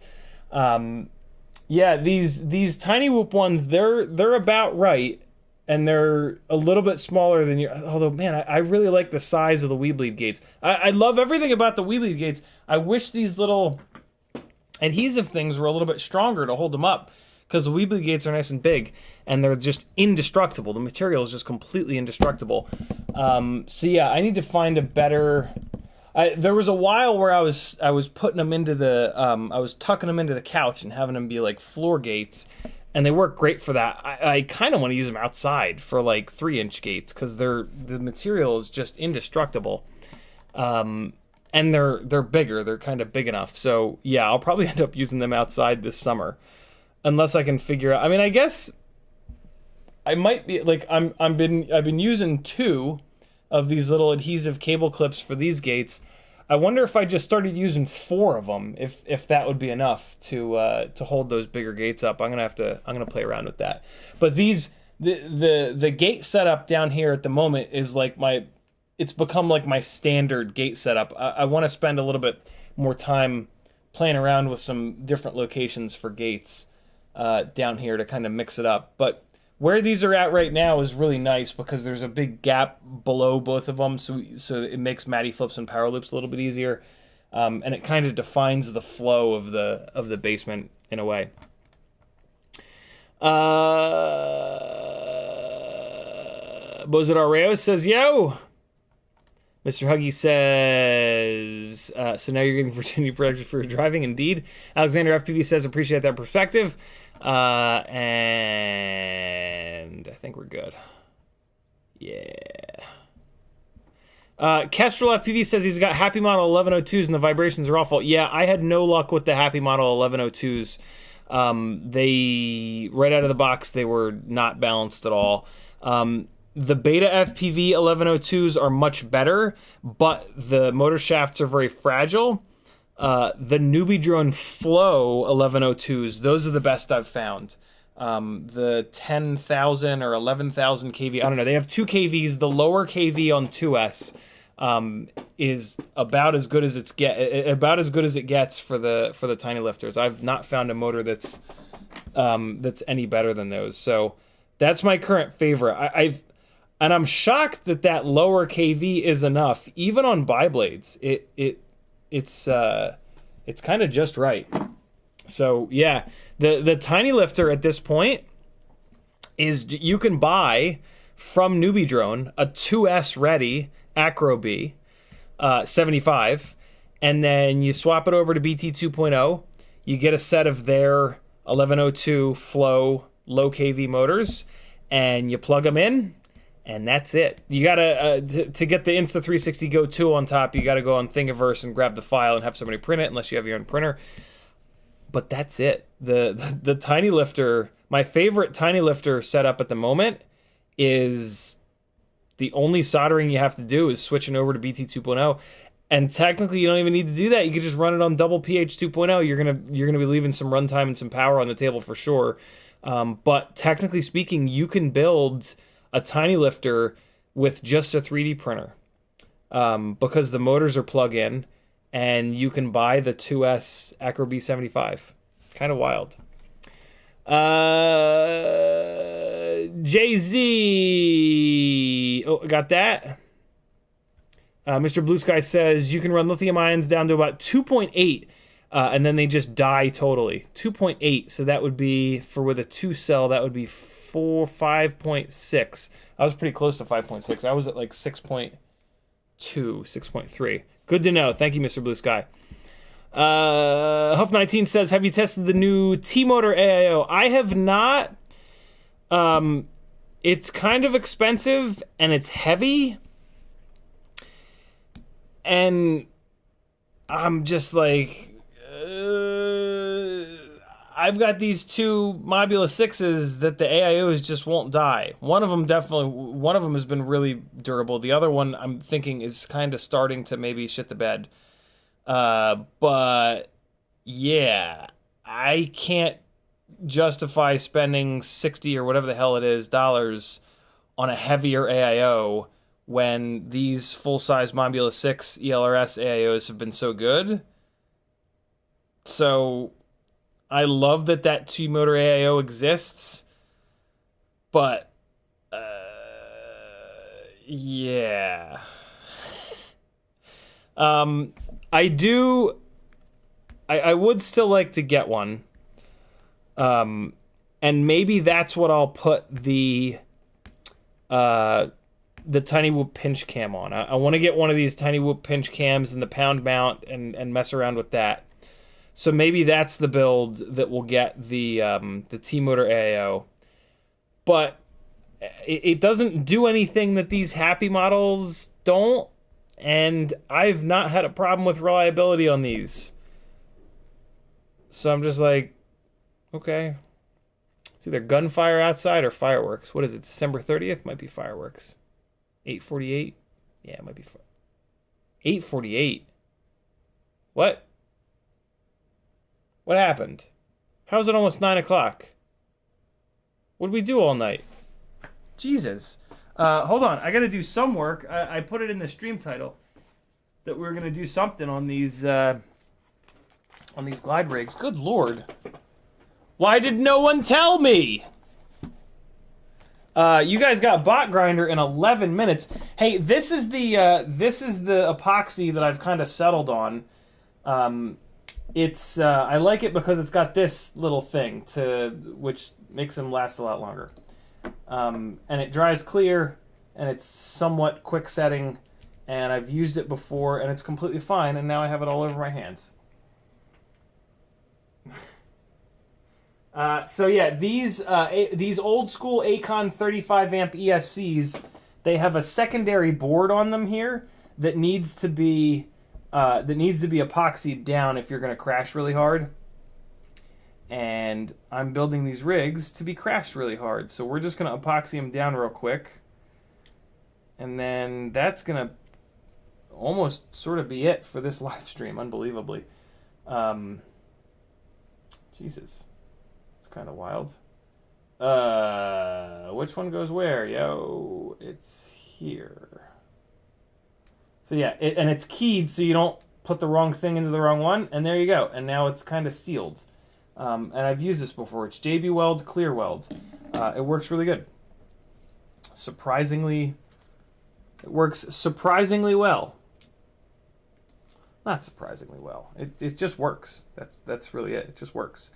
What I find with epoxying electronics, so if you want to build a rig to really thrash, and or if you want to use an ESC that's not made by Aikon or T-Motor, and you want to try to get it to last a little bit longer, this is actually not a bad idea to just epoxy the entire ESC. I've done it before with a Racer Star ESC, and I was not able to kill that ESC. Initially, I was afraid maybe it would overheat from putting all this epoxy on it. That was not true at all, and then it lasted a long time. So,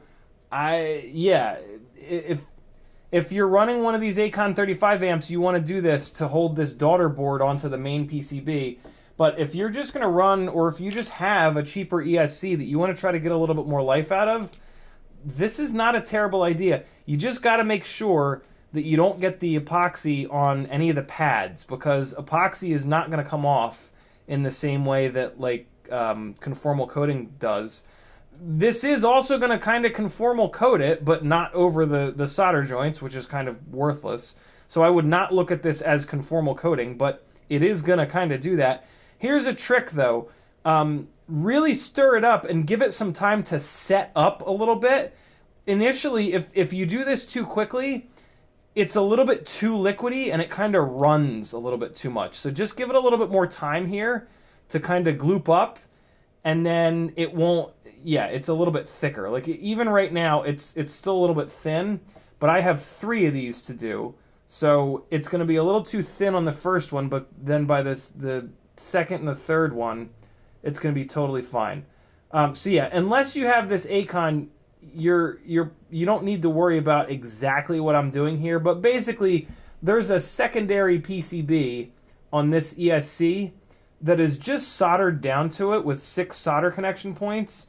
And if you slam this ESC hard enough, it will break this secondary board off. You can solder it back on, and then you can do this, or you can just do this from the jump. I don't think they sell this ESC anymore, unfortunately. This is like the most durable ESC I've ever found.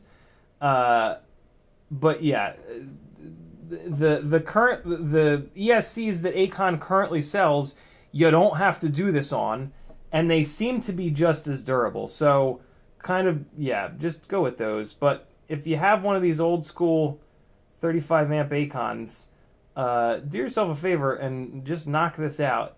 I just did the whole process. That's it. You just put a tiny little bead of epoxy in between the little secondary PCB and the main PCB, and you're good to go.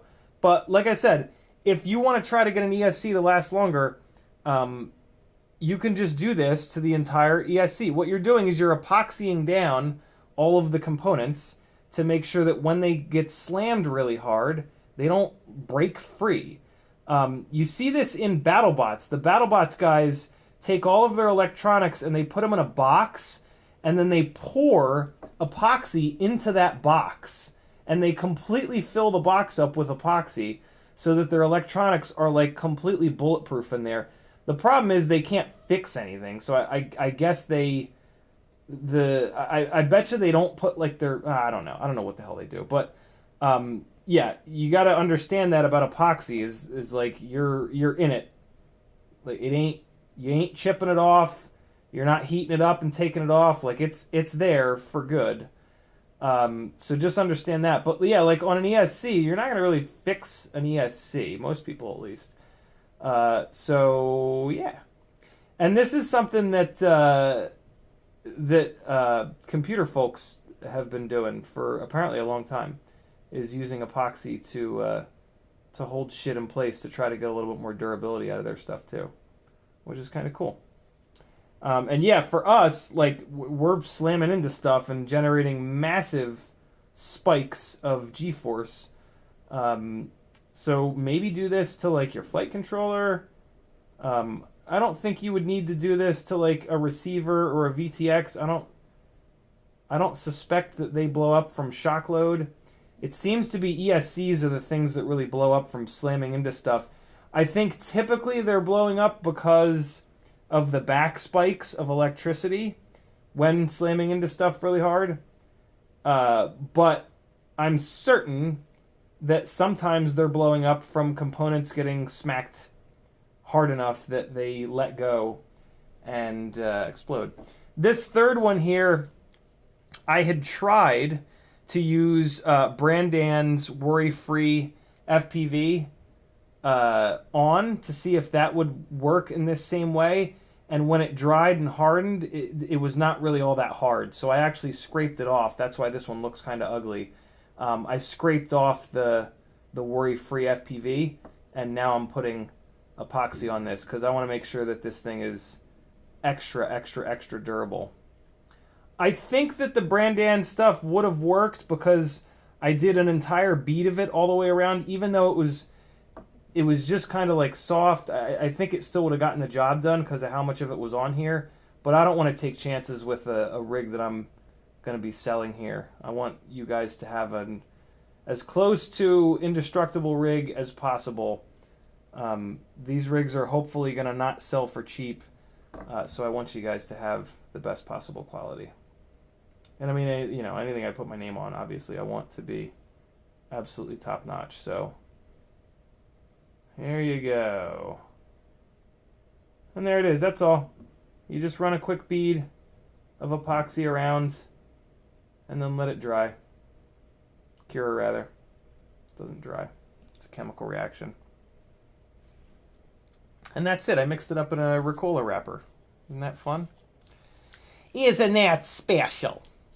Isn't that the special? Anybody know what movie that's from? I'll be pretty impressed. It's a pretty specific quote. I'll accept even the actor's name on that one because that's a tough one. Isn't that the special? I think that might be from a deleted scene, even. All right. So there we go. I'm going to throw this Ricola wrapper away. I'm going to save this little wood stick. And look at that. We did something. Not anything super exciting, but we did something. Let me take a look at the first one that I did to make sure it's not oozing all over the damn place. Nah, we good. Yep. So that is now completely indestructible in terms of that secondary board not coming free of the main board. It's 8:58. Go get you some bot grinder. Denzel the Terrible says pound mount. Isn't it supposed to be mount then pound? It is. It is. Jesse's got it backwards. Denzel the Terrible says, I've seen PCBs in cars coated in some rubbery stuff. Same idea? I don't think so. I don't think that's the same idea. I think that's wow, a bunch of people guessing Dana Carvey. No, it's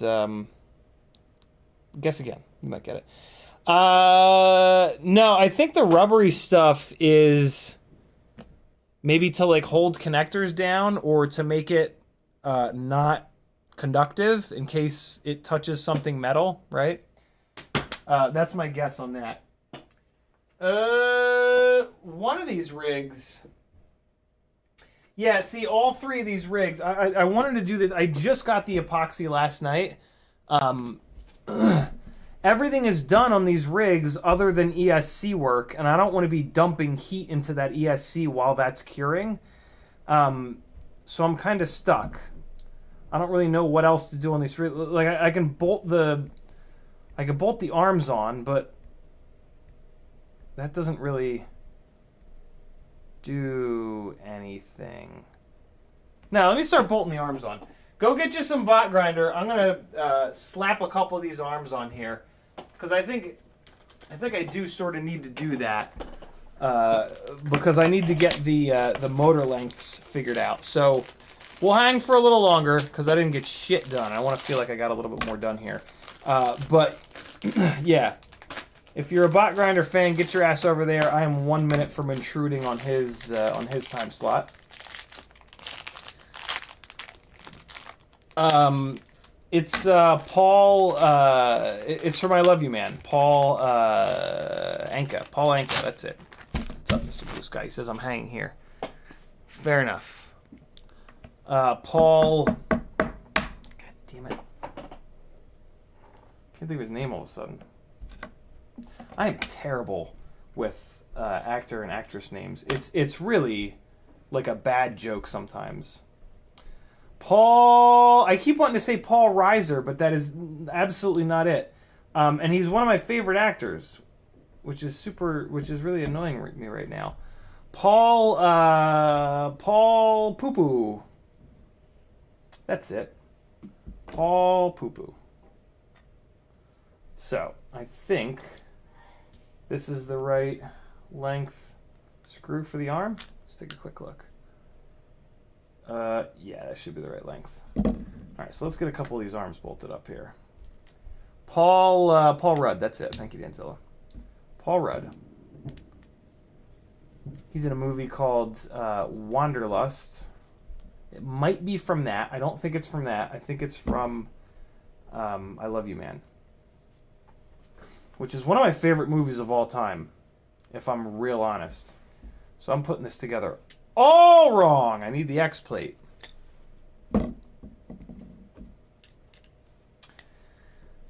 I'm looking at this like, this screw never peeks through like that. Why is it peeking through all of a sudden?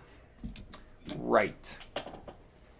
I've only built like 10,000 glides in the last 5 years since it's been out. Jesus. All right. Bottom plate of the glide goes like that. Then it goes through the arm. Come on. Yeah, it's not gunfire. It's fireworks for sure. Fireworks confirmed. What? I mean, it's the night before, though. Ooh, Danzilla, thank you. Reminded me not to forget the Nio gel. Let the mess begin. Nio gel is very messy for those that haven't used it before. The way that I put Nio gel on is to just put it onto the arm.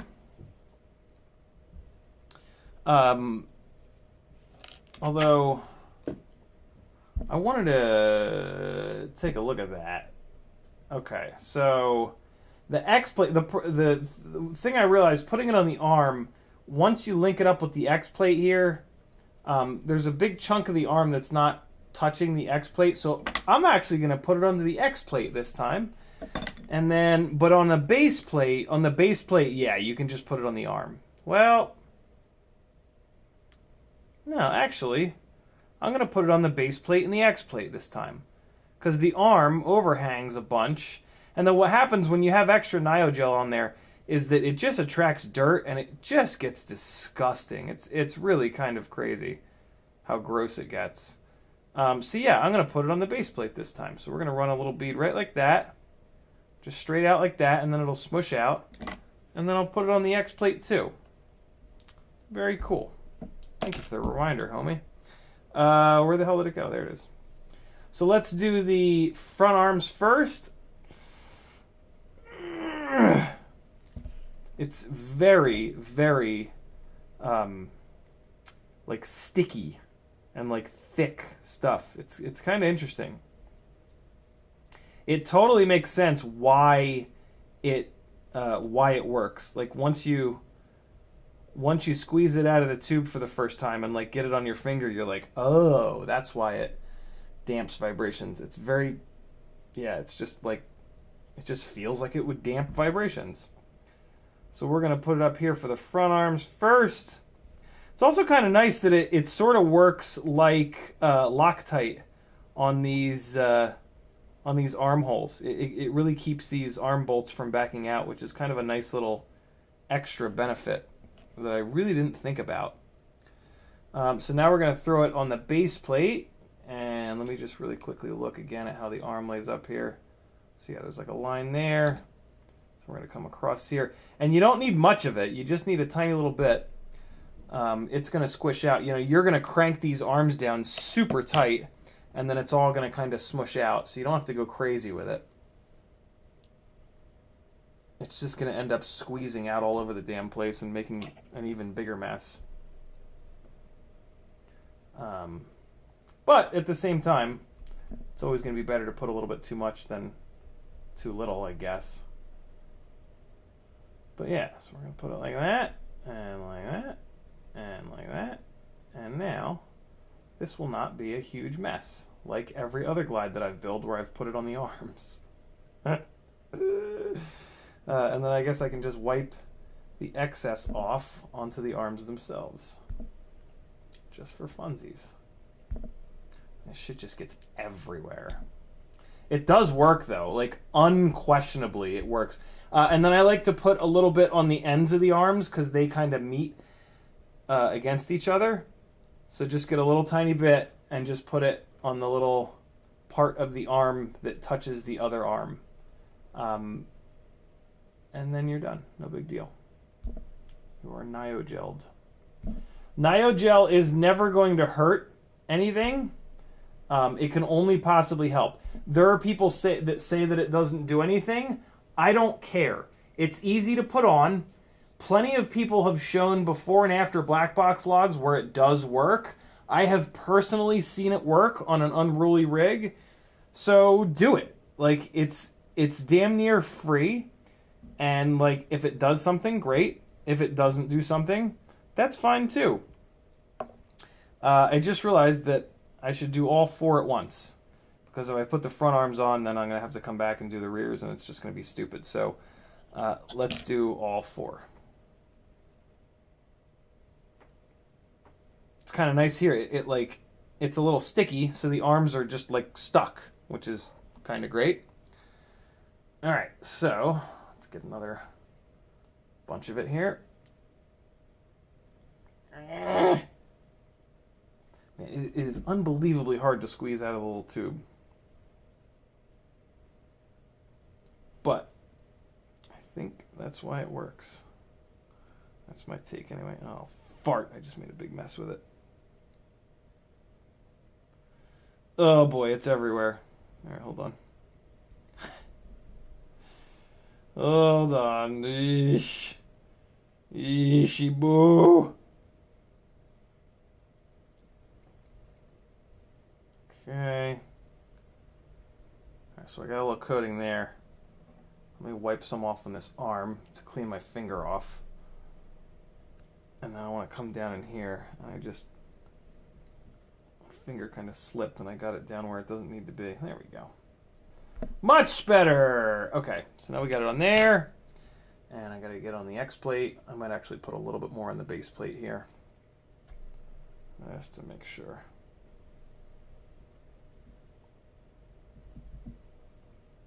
Okay. There we go. That's good now. Now I feel better. All right, so now we're going to go on the X plate with it. And we really only need to go up here. Okay. That's not quite enough. Okay. That's better. All right, right up there.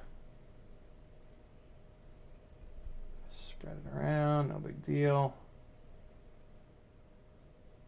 And all right, that's looking good. Put this up on an angle here.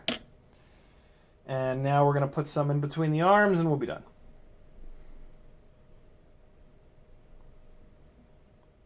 Okay, right there. Right there. In between those two armies. And just check this here. This all looks really good. Okay. Wipe the rest off on the arm.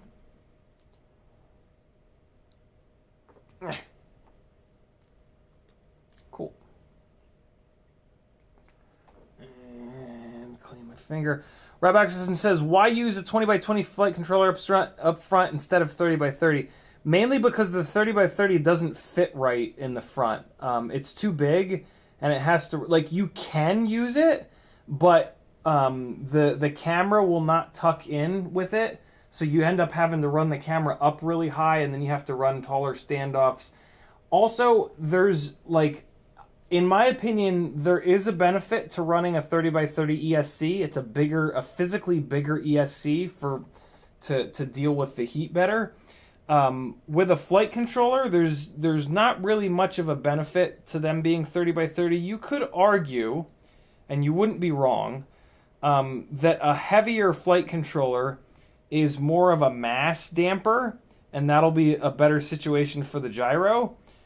I don't really know about that. The main reason is that up in the front of the Glide with a 20x20 ESC, you can end up, if you do a 20x20 ESC in the front, 30x30, 20x20 flight controller up front, 30x30 ESC, you can run 15 millimeter standoffs on that build, and that really does a great job lowering the center of gravity and making the standoffs a lot more durable. So there are some real serious benefits to doing that way. Putting a 30x30 flight controller up front is going to limit the camera up tilt and the build height to doing it. Rob, you're the one that's doing a 30x30 flight controller up front, aren't you? Are you asking me like facetiously, or Rob, what are the benefits of a 30x30 flight controller up front rather than a 20x20? Are there any? I've yet to, I mean, for me, there really aren't any benefits to the 30x30 flight controllers. For some people, there certainly could be more UARTs. It's what they have in a lot of cases. But yeah, I switched to 20x20 flight controllers a long time ago and never really looked back. Nothing wrong with 30x30 flight controllers. It's just they're extra weight, and for me, there's just kind of no reason for it. Like, it's just kind of extra weight for no real benefit. I don't need the extra UARTs. I don't have 30x30 flight controllers sitting around. I would rather have the same flight controller for my micros as my 5-inch rigs. That was one of the reasons early on that I switched over to the 20x20 flight controllers, so that I could just buy the same flight controller over and over and over again, regardless of what I'm building, 5-inch, 3-inch, whatever. So yeah, that's kind of my take on it, but everybody builds a little bit differently, and that's okay. There is nothing wrong with that. All right, so let's get this last screw in here. Rob Oxison says, your thoughts on the capacitor directly on the positive negative compared to leads. I have never been able to get a capacitor directly on the positive and negative pads to be durable enough. So I started using the waffle caps eons ago and never looked back. And I've never had a problem with the waffle caps. Some people say that any amount of wire on the capacitor eliminates any benefit that the capacitor is giving you. I don't blow up ESCs, so I might be able to skip the by that logic. I can just skip the capacitors altogether, but they're not hard to put on, and I still feel like it is a good idea, so I keep putting them on. But yeah, I don't know. It's there's plenty of smart people that say as long as you use short leads, you're fine. And so that's kind of where I'm at with it. I agree with those smart people based on nothing. But there seems to be smart people on either side. So yeah, it's also a bitch to package an ESC with a capacitor hanging off the back of it. That shit's just annoying. So I don't like that side of it either. Yeah, so that's kind of where I'm at with it. If a capacitor, here's what I will say. If you put the capacitor directly onto the battery leads and you crash really hard and one of those really fragile little connection points onto the capacitor breaks, A, a lot of times it's hard to see it. B, if it breaks and then loses connection, you ain't getting that rig back. The fact that you can't see it is super annoying because if it doesn't let all the way go and you do get the rig back, it's very hard to troubleshoot because you kind of can't see that the little leg on the capacitor is broken. And yeah, you can kind of chase your tail for a long time trying to troubleshoot that. So that shit's annoying. I've run into that before. So yeah, I don't play that game of having it directly on the pads. Although I do have a rig with a Hobby Wing ESC where the ESC came set up like that, and I just left it. So yeah, I actually do have a rig with it set up like that, but I would prefer it to not be that way. I was just being kind of lazy, if I'm honest. And like the capacitor was already there, and I was kind of in a rush to do the build, and I was just like, all right, fuck it, leave it. I cannot get this screw in here. Let me back this one off. Maybe that'll help. There we go. Yep. Sure enough. Never tighten any screws until they're all threaded. So these screws are going to have to come out. There's not quite enough thread engagement here for my impossible standard. So these screws are going to get replaced with slightly longer ones. These look like M3 by 8. Let me take a quick look. Is it the same length as this guy? Yeah, I bet you these are M3 by 8s. Let me see if I have... I think I have a ton of M3 by 9s. If I do, yeah, I do. I'll be swapping these out, so let's see. M3 by 8. Oh no, it's actually an M3 by 10. So, okay. Alright, so this is an M3 by 10, so I need to go up to M3 by 12. Yep, there it is. M3 by 10, okay. So we're going up to all the way up to M3 by 12, and I'm going to use 4 socket-headed big boys. And all will be right with the world. Yeah, these press nuts on this base plate are extra tall, and you might as well use that extra height and put screws in that are going to thread all the way through them to be as strong as possible. So let's do that real quick here. I think I have a I think I spec'd out a bunch of hardware for these builds.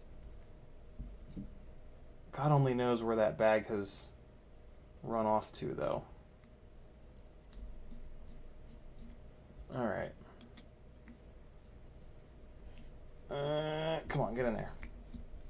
There we go. All right, cool. And I am actually going to use a little tiny bit of Loctite on these. These outer arm bolts really love to back themselves off. So I am going to use just a tiny little drop of Loctite on these guys, especially because I'm using these socket-headed screws, which you can really crank on. So yeah, let's just do that. And I actually use red, the high strength, on these guys, just because they vibrate free no matter what. Even the red Loctite is not quite enough. So yeah, this is like the only case you ever want to use red Loctite on something that you want to get off. It's in this like really, really, really extreme kind of situation here. But again, even with this red Loctite, it's still going to... it's still probably going to need to be tightened. It's kind of crazy. But our these are... I've heard these quads described as flying vibrators before. I did not call them that, for the record, but someone other than myself called our drones flying vibrators, and they're not wrong.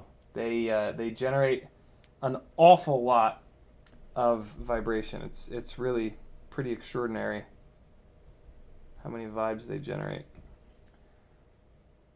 All right, this is I'm doing this all in a very weird order here. Hold on. Let me get this screwed in a little bit more. And then we're going to fill this up with some red Loctite. I want to get it to catch the threads because I don't want the red Loctite to come down and start mixing with the Nio gel. I don't know if it'll do anything bad, but I don't want to find out. So there we go. Now I've got it screwed in a little bit. Now I can dump like an actual glob of this red Loctite on there. And now I can just back it out and send it through a couple of times to make sure that the red Loctite gets all over the screw threads. So you screw it in, then you back it out, then you screw it in, and then you back it out. And that makes sure that, yeah, you've got the red Loctite all over the ends of the threads. And then you can crank it. And there you go. That's the completely insane way of doing that. But, you know, that's how you get something that's as trouble-free as possible. Rob Exon says, only benefits is I have more 30x30s in my toolbox and I'm cheap. Fair enough, man. There's absolutely nothing wrong with that. Arizona FPV says, do you do this on all frames? I do. This whole process here, I do on everything. Yes, it takes a long time, but I have found that the amount of time that you save in servicing the damn thing from doing it this way grossly offsets the amount of time that it takes to do this up front. And I'm always willing to do that. So, yeah, I mean, like, I'm not going to have to service these builds. These are builds that I'm selling, but again, if I'm putting my name on it, I want it to be as perfect as possible. So, and this is kind of the point, right? Like, somebody's going to hopefully be willing to spend a bunch of money on one of these builds because, A, it has had the time put in, but also, B, it has had all of these kind of secrets put into it that I have learned over the last God knows how many years of doing this. So, yeah, that's kind of what we're up to here. Where did that just go? It's up front here. Motor 2. All right. And it's stuff that's like annoying, but it doesn't take that much time. Like, don't get me wrong, I would love to not do this, but it really does make a difference, and like, it's only adding maybe like a half an hour to the build, and that, yeah, the screws vibrating out, arms getting loose, the tune going to hell, like there's all kinds of things that this helps with, and it, yeah, as soon as the arms loosen up once and you start getting confused and you're changing your tune, and then 2 weeks later you realize like, oh shit, the arm bolts are loose, and then you crank the arm bolts back up, well now you got to remember to go back in and fix the tune again, right? So it's just this like, yeah, I'm just always willing to do stuff on the front end here that's going to make an actual difference in either serviceability or like flight performance, right? Because like the Nio gel isn't really going to change anything. It actually makes serviceability worse because it's so disgusting. But it has potential to increase the flight performance. And like that's well worth it, man. If it took an hour to put Nio gel on, I would still do it because it's just, yeah, it's just worth it, man. Flight performance, usually you have to either spend a bunch of money to get better flight performance or like do a whole rebuild as like a new fancy, more vibration resistant frame comes out, right? And yeah, that's even more time and money. Like popping Nio gel on arms, man, that shit's easy. That's quick and easy way of getting, maybe it's only 1%, but if you get Mazda has something called the Graham theory in their engineering department. And basically what it states is that, I mean, the racer's version of this is grams make ounces, and ounces make pounds. And so you can't look at it and go like, well, 1%'s not enough of an improvement to warrant doing it. Like, especially when you get to the higher levels of stuff, 1% becomes a lot. Like, the gains become a lot smaller as you get better and better and better. So yeah, you gotta save grams in order to save ounces. There's a Porsche 911 GT3 from a few years back, and they might still be doing this. They switched the front badge. So Porsche has the same sort of approach of just save weight at all costs. And they had so their GT3 is one of their more expensive 911 models, and they switched the front badge from like a plastic and metal, fancy looking badge to a sticker, and they just put a Porsche sticker on it. And they said, hey, look how and it was partly a marketing exercise, because they talked about it and they were like, hey, look how extreme we are on weight savings. This is how much we really care. We're not even putting a real badge on. We know that you guys aren't going to like it, but it's all about performance. And that's kind of the same thing, right? It's like, that's really a situation where that's saving that really doesn't make a difference. But if you do that a whole bunch of times, then it can make a difference. So yeah, grams make ounces, ounces make pounds. I think in the race car community, it's ounces make pounds. That's like the saying, and it applies to a lot of different stuff. Like, especially when you get to the higher levels, as you get better and better at something, the smaller improvements actually start to make a difference, because you've already done the bigger improvements. You've already in the sales world, we used to call it low-hanging fruit. You've already picked all of the low-hanging fruit. Now you got to work a little bit harder and go after the higher-hanging fruit with a ladder. But that's that tends to be the difference between the people that are good and the people that are great. The people that are great are willing to go that extra mile. Either they're 17 years old and they're just naturally better at everything, or they're willing to go that extra, or they're rich, because money certainly does help with an awful lot of things, or they're willing to go the extra mile. So, yeah, take your pick. I have to, for me, I don't have lots of money, so I have to work hard, and I have to pay attention to the little stuff to figure this kind of shit out, to get better. And I'm 41 years old now, so I can't. I'm not lucky enough to have 17-year-old reflexes that just naturally make me better at all kinds of stuff. So little stuff like this I have to kind of pay attention to. I don't have to. I choose to. I choose to have this be one of the things that I can do to make me a little bit better. And there you go. Red Loctited outer arms. It's actually starting to look like a quad, isn't it? Look how long those arms look on the Glide. It's such a skinny, splayed out frame. But, hey man, 100-gram 5-inch frame is hard to do. All these frames come with an extra arm. There it is. Let's get caught up on chat, and I'm going to shut this shit down. It's already 9:30.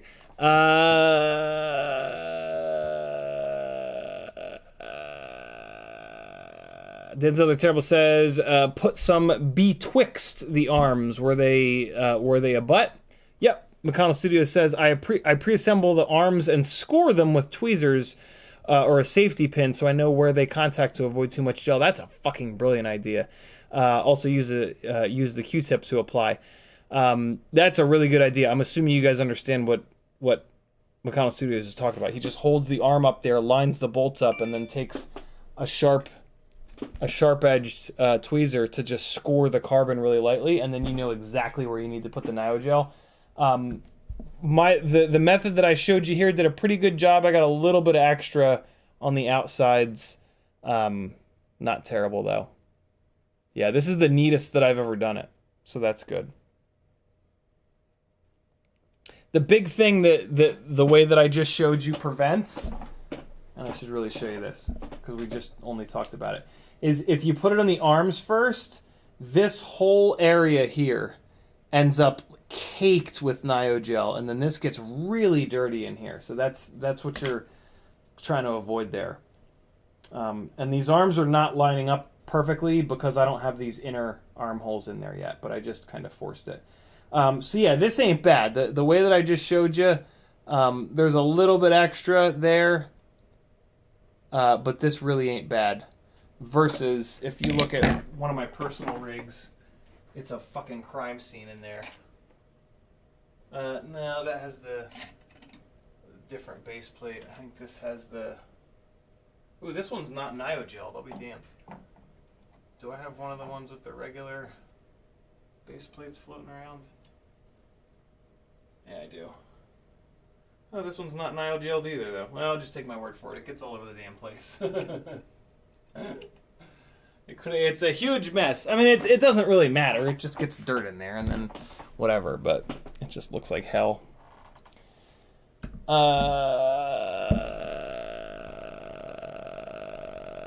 Athix says, Kebab put NioGel all over the 7-inch I got from him. He's so nasty and gets on everything it touches. It's so nasty and gets on everything it touches. Yeah, that's the problem with NioGel. It just gets it's like anti-seize. Like as soon as you take the bottle out, it's all over everything you've touched all day. It's just incredible. Eva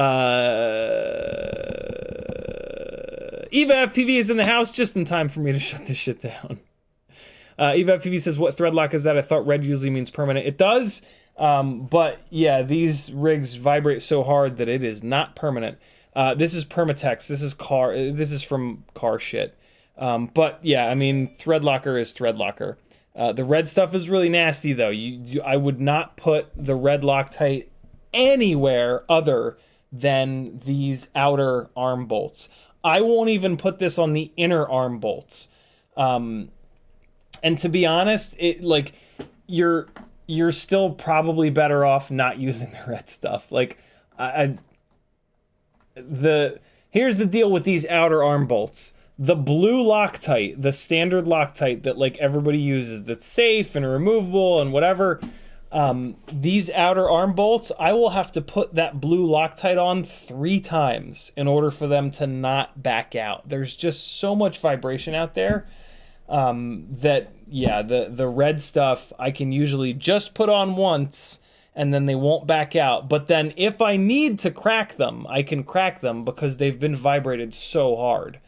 And I'll show you guys that next time. We'll let this thing cure.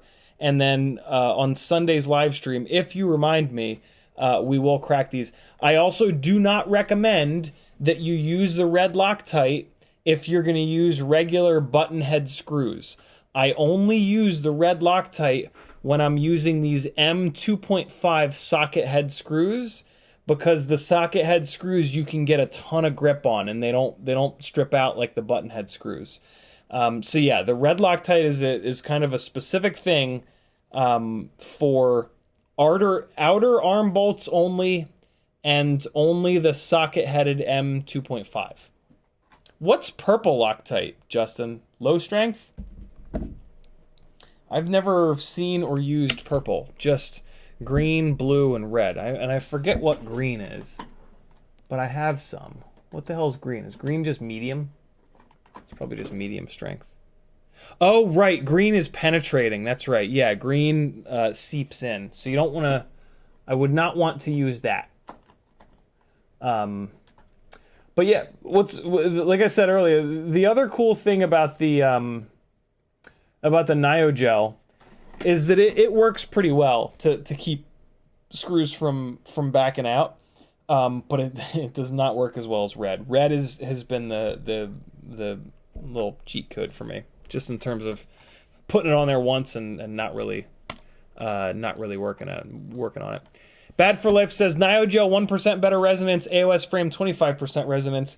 That's true. Unfortunately, the AOS frame is very weak and crashes, and it's got all kinds of other like serviceability issues. So yeah, the Glide frame is still definitely preferred. The AOS frames they're good, but they're kind of one-trick ponies. Like, they're really good at that one thing of decreasing resonance, but with how good the filters are in Betaflight, and to be honest, with how good the glide frame is, the glide frame is a much more livable, much more realistic, much more adaptable frame that, like, holistically, in my opinion, is a better experience than the AOS frames. But everybody has different likes and dislikes, so there's really no wrong answers. But yeah, the AOS frames are not, they're not for slamming, and that's what these rigs are being built for. The single thicker arm that you get from the Glide is much better when taking impacts from all different directions. When you go to skinnier individual arms, it's much easier to break one of those arms, so you end up with a rig that's down much more often, in need of repairs much more often. And also there are like certain directions that those arms won't be as strong. It's just, you end up with less of a basher rig and more of like a long range kind of cruiser, don't crash it a lot sort of rig. Which plenty of people fly that way, so that's totally fine. These rigs and the rigs that I fly I try to have them be as well-rounded as possible, where you can crash the shit out of them, but you can also fly them smooth, long-range, cinematic. The big thing that I love about the Glide frames, though, is how adaptable they are. There are 4mm, 5mm, 6mm 5-inch arms. There are 5-inch dead cat arms. There are 5.5-inch dead cat arms. There are 6-inch arms, 7-inch arms. That kind of adaptability is really, really, really nice. And it really allows you to have a whole bunch of different builds that achieve different jobs, but share the same top plate, the same base plate, the same X plate. You can build them the same way. You can swap arms between one and the other. It's like a really nice ecosystem, to use a obnoxious businessy word, to kind of be in. Versus having, one frame that you run for freestyle. And you can also have like, I only have like 2 extra top plates, but they cover all these builds.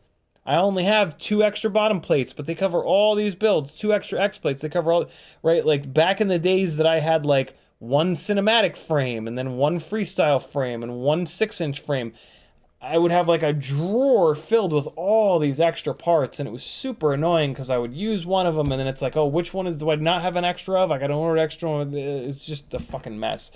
Yeah, the Glide frame has been really, really, really nice for me to kind of simplify, and I still find it to be the best, the most well-rounded frame. As long as you keep it light. If you want to do like a 750 gram build, it's not the frame for you.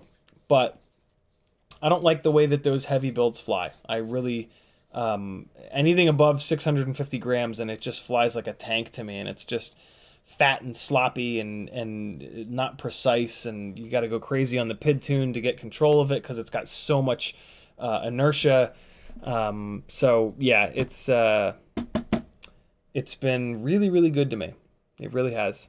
And I cannot believe that it's like, it's almost 4 years old and there's still like more and more frames come out, and I'm just like, no, like I look at them or I buy them or I check out somebody else's, talk to a bunch of people about them, and I just hear these problems and I'm like, no, I don't want to do that. The Apex is as close as it's come, but from the serviceability of the Apex is not, it's not as easy to work on as this.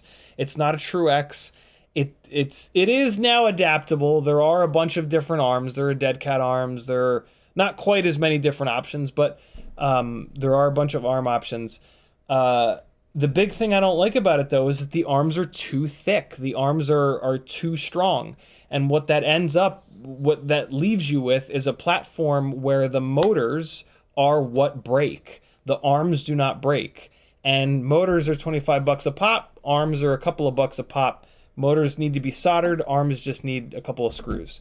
So yeah, I really prefer a rig that has arms that are strong enough to take most hits, but then if you really hit an arm hard enough to break the motor, the arm breaks rather than the motor. Usually on a Glide, I can break 3 arms. I can break the same arm 3 times before the motor needs to be replaced. Whereas everybody I've talked to with I don't know if I've ever talked to anyone that's broken an arm on an Apex. And basically what that means is that the motor is going to break every single time before the arm. And I'm a cheap bastard, so I'm going to keep replacing arms rather than motors. Not to mention that I would much rather replace an arm in the field than a motor, right? Like, I'm not really willing to swap a motor out in the field unless like I'm on a vacation or something like that. If I'm just flying here in Georgia, you're not going to see me with a soldering iron at the flight field swapping a motor out. I'm just not doing it. That's right. Eva FPV has broken arm, but that doesn't count. I'll put it, here's a better way to put that. I've never seen anyone who's broken an arm on an Apex in like a collision that wouldn't have also, that would not have taken the motor with it. Eva's broken arm was like, what did it come down from, like 7,000 feet or something like that? It was a collision hard enough that there was no chance for anything to ever survive. But what's wild about that is like I've slammed this Glide from like 20 stories up to concrete, and the motor has survived because the arm braking took up all of the impact and all of the energy, and then the base plate actually hit the ground, and the motor was totally fine. And that's what I want. I want the motors to survive because they're expensive. And they're a pain in the ass. Rob Oxen says, don't mix Nitro with Astroglide. Eva FPV says, yeah, true, I have to reapply the blue stuff every once in a while. Rob Oxen says, Glide frame is the standard. The CL1 is great, but always changing. I had a really hard time with the CL1 frame. I am not a fan at all. The main thing that I don't like about the CL1 frame is that the second set of standoffs do not connect with the arms. They only connect with the base plate.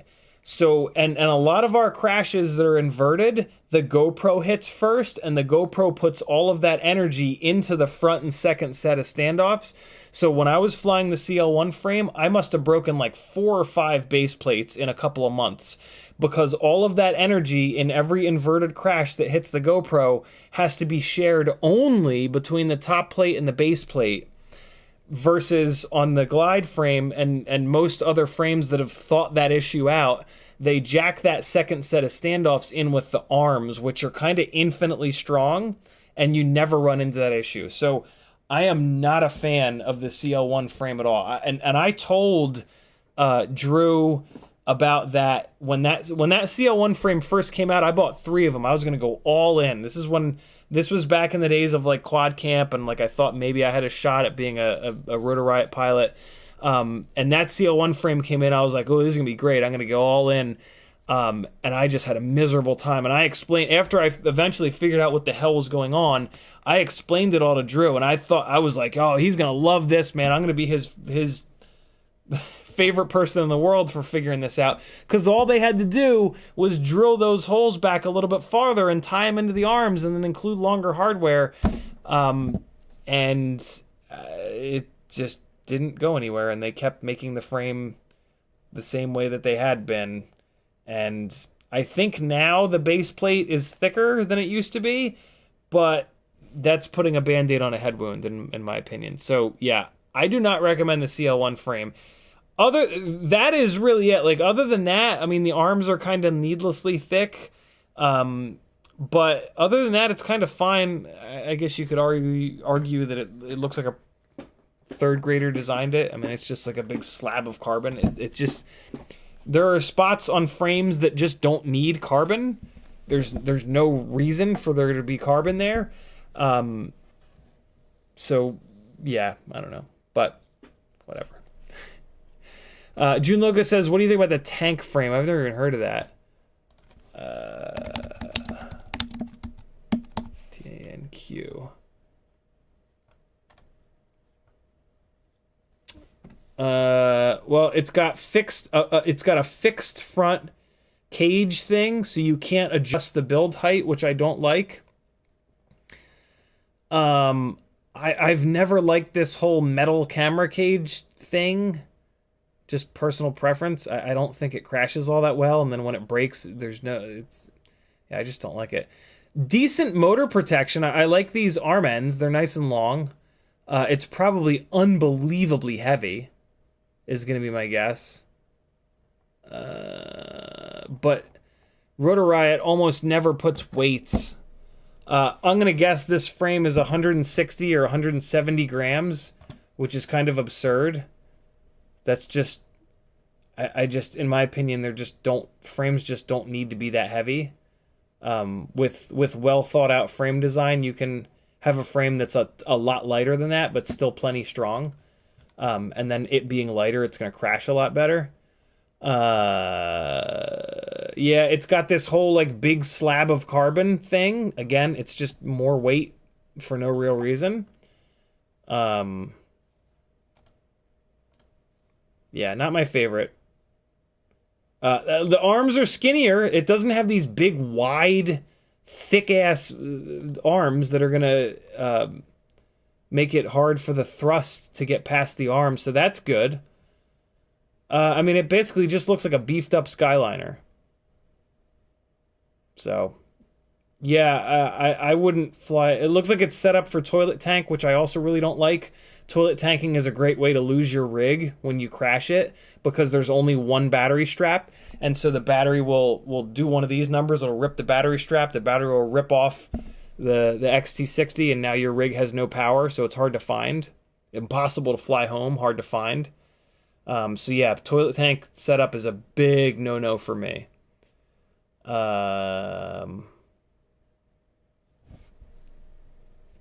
Yeah. Looks like 6mm thick arms. The arms are never going to break. Same problem as the Apex. You're going to kill lots of motors with it. You know, I don't know. It's just, to me, it's a needlessly heavy frame with a bad battery mounting system. An unadjustable build height. So your build height, the electronics that you use in the build are going to be limiting because you can't change the height. You can't change the deck height. You know, the Glide frame, you can build it with 15mm standoffs, 20mm standoffs, 23, fucking 30. You could put two ESCs and 3 flight controllers in it and put 35mm standoffs, and you'd be good to go. So yeah, there are my thoughts. I just annihilated that frame. If you have that frame, I'm sorry, but if somebody's gonna ask for my thoughts, I'm gonna give you my thoughts. I'm not gonna sugarcoat it just to not make you feel bad. Sorry. I've played the toilet tank battery game. It's not a fun game. It really isn't. Ramdonko says 222ml purple. I don't know what that means. Johnny Cat says, can you use Nyogel for gimbals? No. Nyogel is very sticky. You don't want sticky when it comes to gimbals. You want loose. You want gimbals to be smooth, not sticky. Nyogel is the opposite of what you want for gimbals. Zora gimbals are in need of grease. I read that people are using them for Thrustmasters on the Amazon reviews. Those people have lost their goddamn minds. Yeah, usually gimbals don't actually need grease. They just need to be cleaned. But if you're going to use grease for gimbals, I don't actually know a good grease.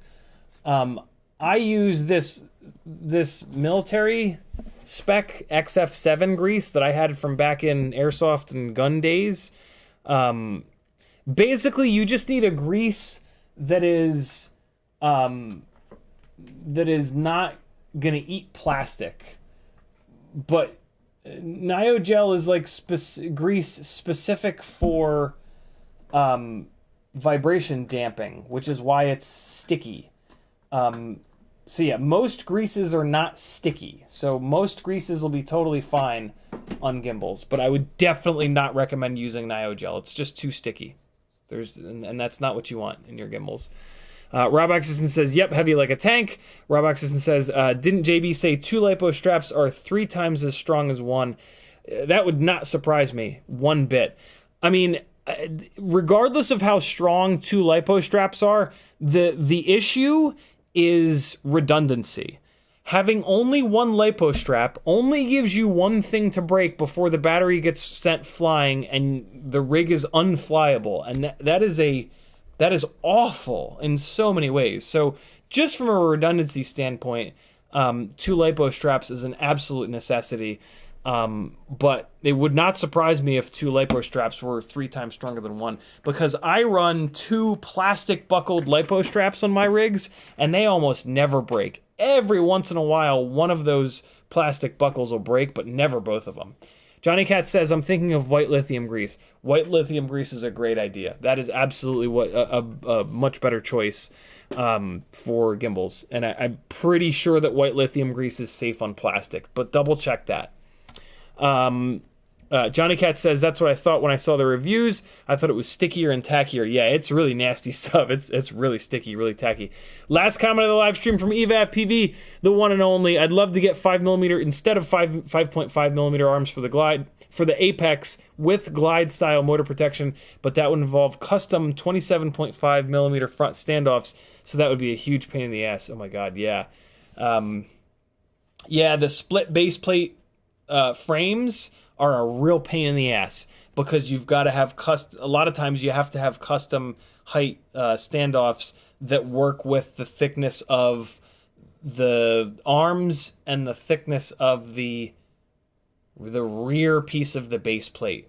So like a 5mm arm and then a 2mm rear base plate is a 7mm difference in standoff height front to rear, and there are not many options. So like if you're going to do a 15mm in the rear, you need a 22mm in the front. And I don't know of anybody that I mean, you can get custom standoffs made, but yeah, it becomes a real pain in the ass. The better option in that case is to do a 3mm thick rear section, which is pointless because you don't need that much strength in the rear of the base plate. So you do a 3mm thick rear base plate, a 5mm thick arm, and now you've got an 8mm difference. So you run a 15mm spacer in the back, and then a 23mm spacer in the front. 23mm standoff, rather. 23mm standoffs do exist. Pyrodrone has them. But yeah, I digress. Thanks for hanging, friends. My name's Aaron Ciotti. Everybody calls me Ciotti. Head over to CiottiFPV.com, click a bunch of buttons. Join my Patreon. You're going to love it. I swear to God, I need more patrons to survive. Do it.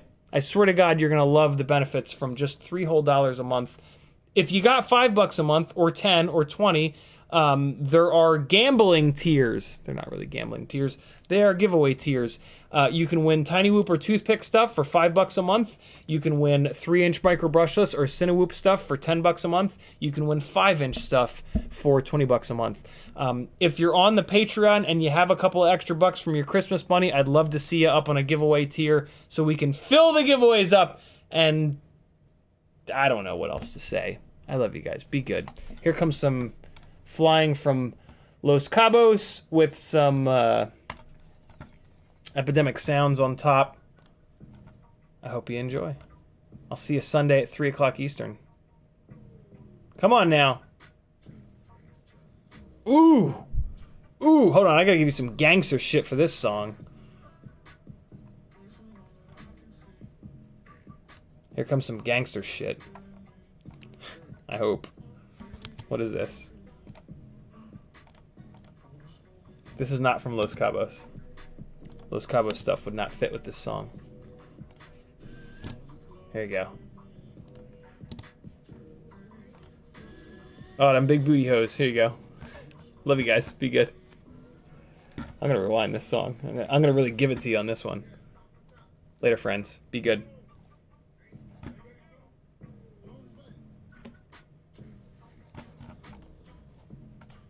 Oh, come on now. What is happening? Get out of here. Come on. I'm just going to open it like this. There we go. I'm going to rewind the song again. Jesus. All right, friends, be good. This computer is... I need to restart the computer. Oh, man, come on now. What is this program having such a hard time for? There you go. I'm going to run the song one more time. See you Sunday, friends. Already up from the top. Yeah, it's up from the top.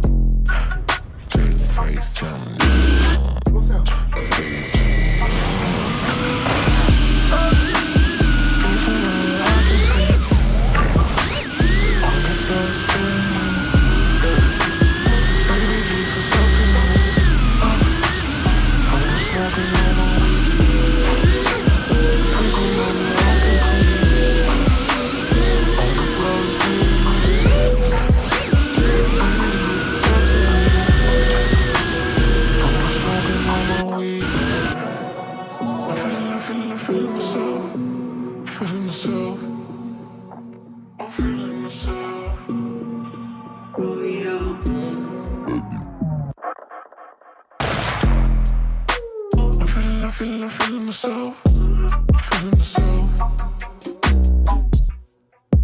Baby, face something up. Baby, facing all that I can see. All this love's hitting me. Baby, Jesus, talk to me. Roll the smoking on my weed. Facing all that I can see. All this love is hitting me. Feeling myself. Baby, Jesus, talk to me. Roll the smoking